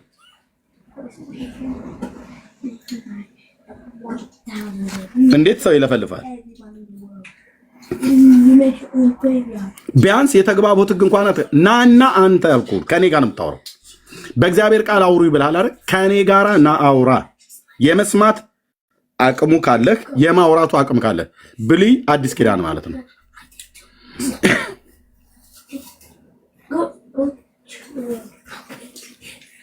አንድ በትን መግዛት የማትችል ሰው ዲቤት እንኳን እናድርግ ብዬ ብለው ራሱ አይሰማም።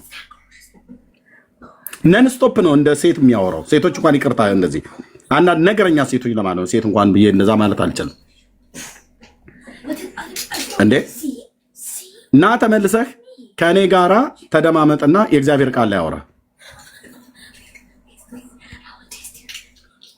ወይ ደግሞ በባለፈው ያነሳት ታሪክ ላይ አውራ። የኦርቶዶክስ ቤተክርስቲያን ታሪክን አውቃለሁ ብለሃል አይደል? እና ከኔ ጋር አውራ በፈለከው ታሪክ፣ በቤተክርስቲያኒቱ ታሪክ ከ3000 ዓመት በፊት ኦርቶዶክስ አለች ብለህ የምትል እኮ ተራ የባልቴት ወሬ እኮ የምታወራ ሰውዬ ነህ። የኮሌጅ መምህር ነኝ ብለህ ያልክ ማለት ነው። ተራ የባልቴት ወሬ አሮጊቶች ሰፈር ላይ ቁጭ ብለው ቡና ሲጠጡ የሚያወሩት ቤተክርስቲያን የቱ ጋር እንኳን እንደጀመረች አታውቅም። የ1700 ዓመት ታሪክ ያላትን ቤተክርስቲያን 3000 ዓመት ነው ብለህ 1300 ዓመት ዕድሜ ጨምረህ የምታወራ ግን ከአዲስ አበባ ዩኒቨርሲቲ ተምረህ የወጣህ ቆንጅዬ መሀይም ማለት ነው። የታሪክ መሀይም ወረቀት ብቻ ያዝክ፣ አንደበት አለህ ታወራለህ፣ ጆሮ ግን አለ አትሰማ።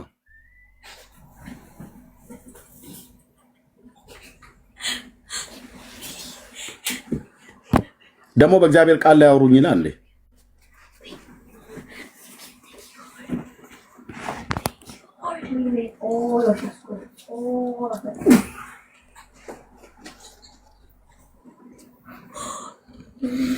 ኦኬ በጣም ነበር የምፈልገው ለማውራት ማለት ነው። ግን ያው በጩኸት ራሱን ለመሸፈን ፈለገ።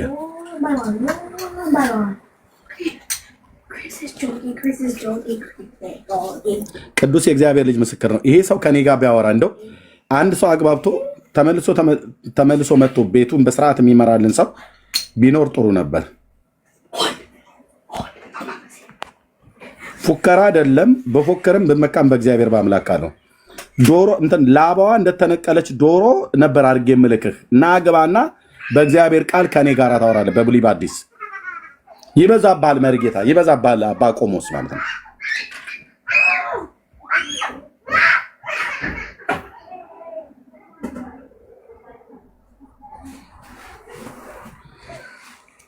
እሺ ዘማርያም መልሰህ ላክ። እኔ እኮ ጨርሼ ነው ያስወጣው። አንተም እንደሷ አትሰማም። አርእስት ላይ ሀሳብ አታወሩ። ተጠይቅ ስንል አትጠይቅም። አንተ ልጠይቅ ነው ብለህ የምትለው ምን ነበረ? ቅድም ከዮሐንስ ወንጌል ላይ ምዕራፍ 3 ቁጥር 36 ላይ በተናገረው ላይ የአባ ቆሞስ ስህተታቸው ምን ነበረ? ዘማርያም አቤት። ማይክ ሚውት ነው። ምን ነበረ ስህተታቸው? አንተ ልጠይቅ ፈለግከው። አይዚያ አምን የሚለው ነበረ ከታች እና ታዲያ አይልም መጽሐፉ? አንዴ ላሳየህ። አይልም ወይ መጽሐፉ? ቅድመ እርጌታ ሲያሳይ ነበር። እሺ ይታያል። እየጠየቅኩ ነው። አይልም ወይ መጽሐፉ? መጽሐፉን አይደለም ያልኩ። መጽሐፉ አይልም ወይ? በመጀመሪያ በቃል ንገረን፣ ከዛ ትልቁ ላይ ያደርግሃለሁ። አሳየኝና እንትኑ አስጠልቀኝና ላሳየህ። እየሰማህ ነው? እኔ ማወራህ ይሰማል በደንብ? አዎ አዎ ይሰማል። መጽሐፍ ግለጥና አሳየኝ አይደለም ያልኩ። ዘያአምን ይላል አይልም ነው ያልኩ። አይልም አይልም አይደል? አዎ። አሁን ትልቁ ላይ ያደርግሃለሁ። እሺ እሺ። ያ በጣም ጥሩ አደረከኝ። አዎ ያው አድርጌያለሁ። አዎ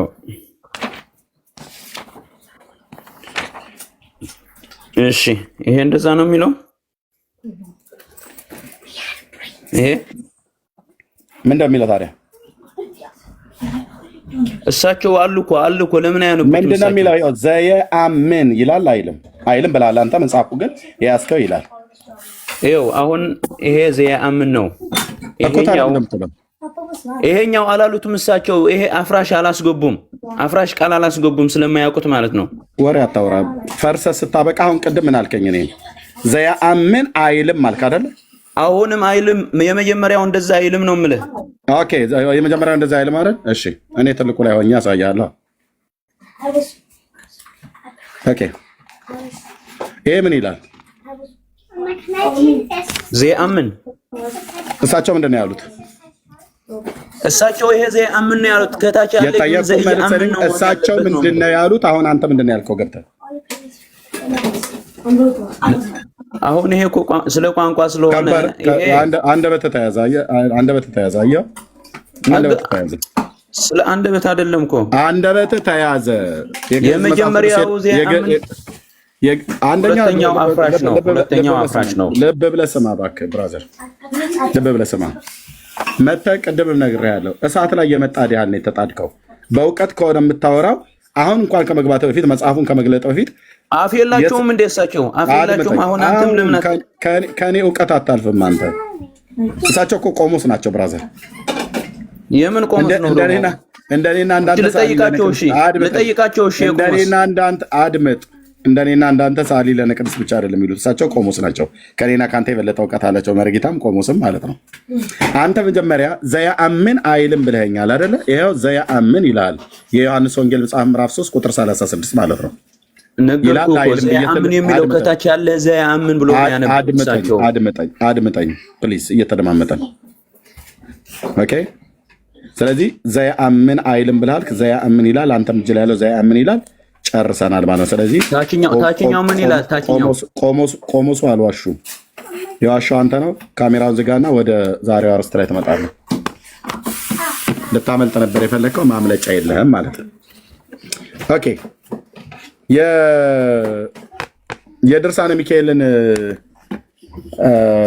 3 ደቂቅን ከነደደ እሳት ያዳናቸው ሚካኤል ነው ብለኸኛል ቅድም።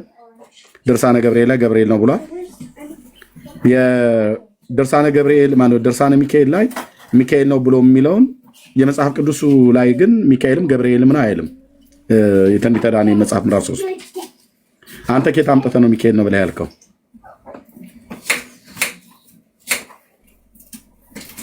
እሺ አንድ ሰው ቆይ ይሰለቻል አለ። ቴንክ ዩ ብራዘር። ኦኬ ከየት አምጥተህ ነው ሚካኤል ነው ብለህ ያልከው ወንድሜ? መጽሐፍ ቅዱሱ ሚካኤል ነው ከነደደ እሳት ያዳናቸው ብሎ አይልም። እኔ የተማሩ ቆሞስ ስለሳቸው እየጠየቅኩ ነው። ለአምላክ ድንግል ሳይዳ ድንግለ ሙሴ ድንግል አምጣነ ድንግል ሳይዳ ድንግለ ሙሴ ድንግል ተርጉሙ ቆሞስ። ኦኬ እኔ የተማሩ ቆሞስ። ኦኬ ስለዚህ በቃ ድንግል ባዶ ከየት ይምጣ ያ እታች ነው። በቃ ቴንክ እታች ሄደህ ድንግል ይላልና ድንግል ብሎና ድንግል አለና ድንግል ብለህ እዛው በራስህ ላይ ያላግጥ ማለት ነው። የተጠየቀው ጥያቄ አልመለስከውም ማለት ነው። በቃ ቻ የታህሳስ ገብርኤል ተብሎ የሚከበረው በዓል ውሸት ነው። ኤርሚያስ ምን ነካህ? በእውነት ነው ብዬ የምላችሁ ውሸት ነው። ለምን? የገብርኤሉ ድርሳን ገብርኤል ነው ብሎ ይነግረናል።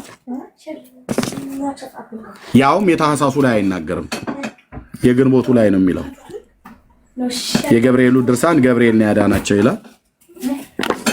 የሚካኤሉ ድርሳን ሚካኤል ነው ያዳናቸው ይላል። የኪዳነ ምሕረቱ ድርሳን ኪዳነ ምሕረት ነች ማርያም ነች ያዳናቸው ይላል።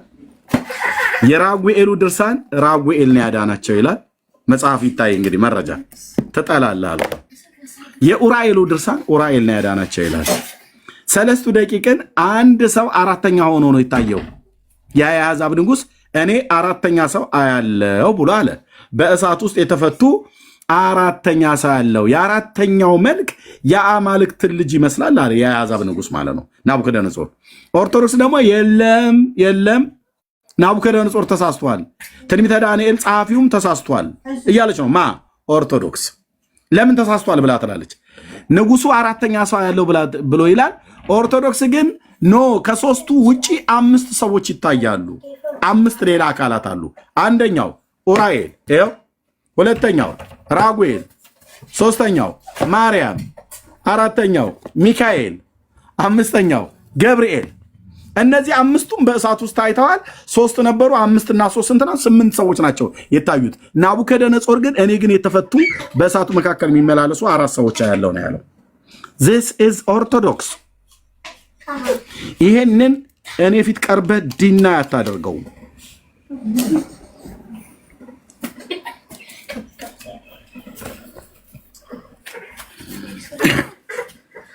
ቻሉት። እንግዲህ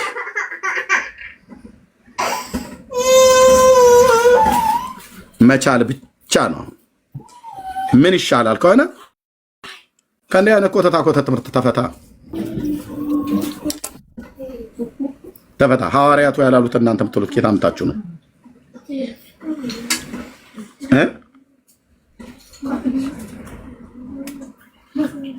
ነቢያቱ ያላሉትን ኬታ አምጣችሁ ነው የምትሉት።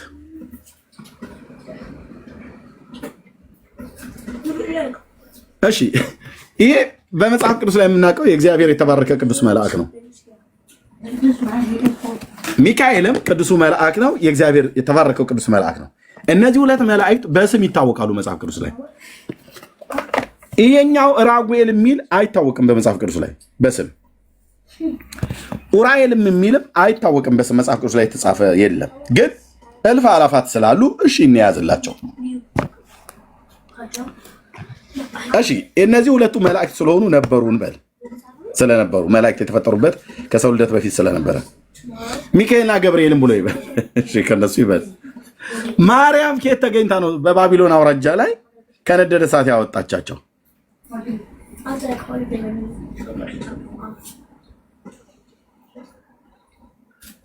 ማርያም ከየት መታ ነው ሰለስቱ ደቂቅን ከነደደ እሳት ያወጣቻቸው?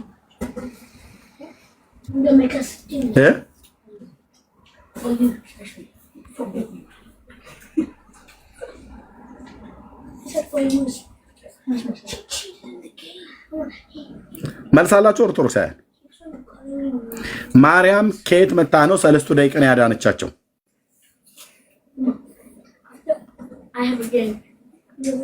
እስኪ ተደዋውሉና ጠይቁ። ንስሐ አባቶቻችሁ ጋር ደውሉና ጠይቁ። ይሄ ኤርሚያስ የሚባል ሰውዬ የቅዱስ ነአኩቶ ለአብ ደብር ሰበካው ጉባኤ ባሳተመው መጽሐፍት ስልካቸውን እያሳየን ማተሚያ ቤቱን እያሳየን ያሳተመው ማን እንደሆነ እያሳየን ገጽ ምዕራፍ እያሳየን የድርሳነ ኪዳነ ምሕረት የማክሰኞ ገጽ 120 ላይ በዚህኛው መጽሐፍ ማለት ነው ገጽ 120 ላይ ሰለስቱ ደቂቅን ከነደደ እሳት ያዳነች ማርያም ናት ይላል። ይኸው ገጽ 120 ይኸው ሰለስቱ ደቂቅን ከእሳት የጠበቀች ማርያም ይህቺ ናት ይላል። ነበረች እንዴ?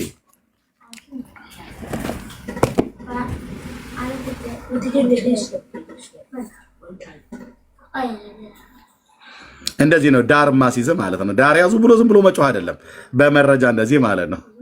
ስለዚህ ታኅሳስ ገብርኤልን የምታከብሩ፣ ህዳር ሚካኤልን የምታከብሩ፣ የህዳር ሚካኤልን ባለፈውም ጠይቄያለሁ። አንድም ቀርቦ የመለሰ የለም። አንድም ለምሳሌ የህዳር ሚካኤል ላይ አንተኑ ሚካኤል ዘአውረድ ከመና ለእስራኤል እያለች ቤተክርስቲያኒቱ መናን አውርደህ ለእስራኤል ልጆች የመገብካቸው አንተኑ ሚካኤል አንተ ነህ ብላለች። እንዴት አይነት ዕዳ ነው እንዴ! ቤተክርስቲያኒቱ ይሄንን ብላ ኦኬ ሚካኤል ነው ያበላቸው ብለን አምነን ሳንጨርስ የለመለመን መናን በመመገብ እስራኤልን ከመከራ ምድር ያወጣች ማርያም፣ የለመለመን መና በመመገብ የሚጣፍጥን ውሃ በማጠጣት በምድረ በዳ የጠበቀቻቸው ማርያም ናት ይላል።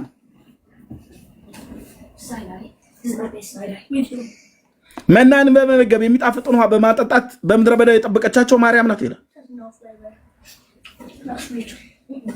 እስራኤልን ከመከራ ምድር ያወጣች ይታያል። ያወጣች የህዳር ሚካኤል ማለት ነው።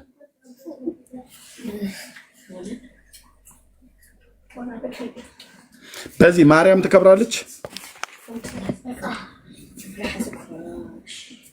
ሚካኤልስ ይከብራል። ትውልድስ ይማራል።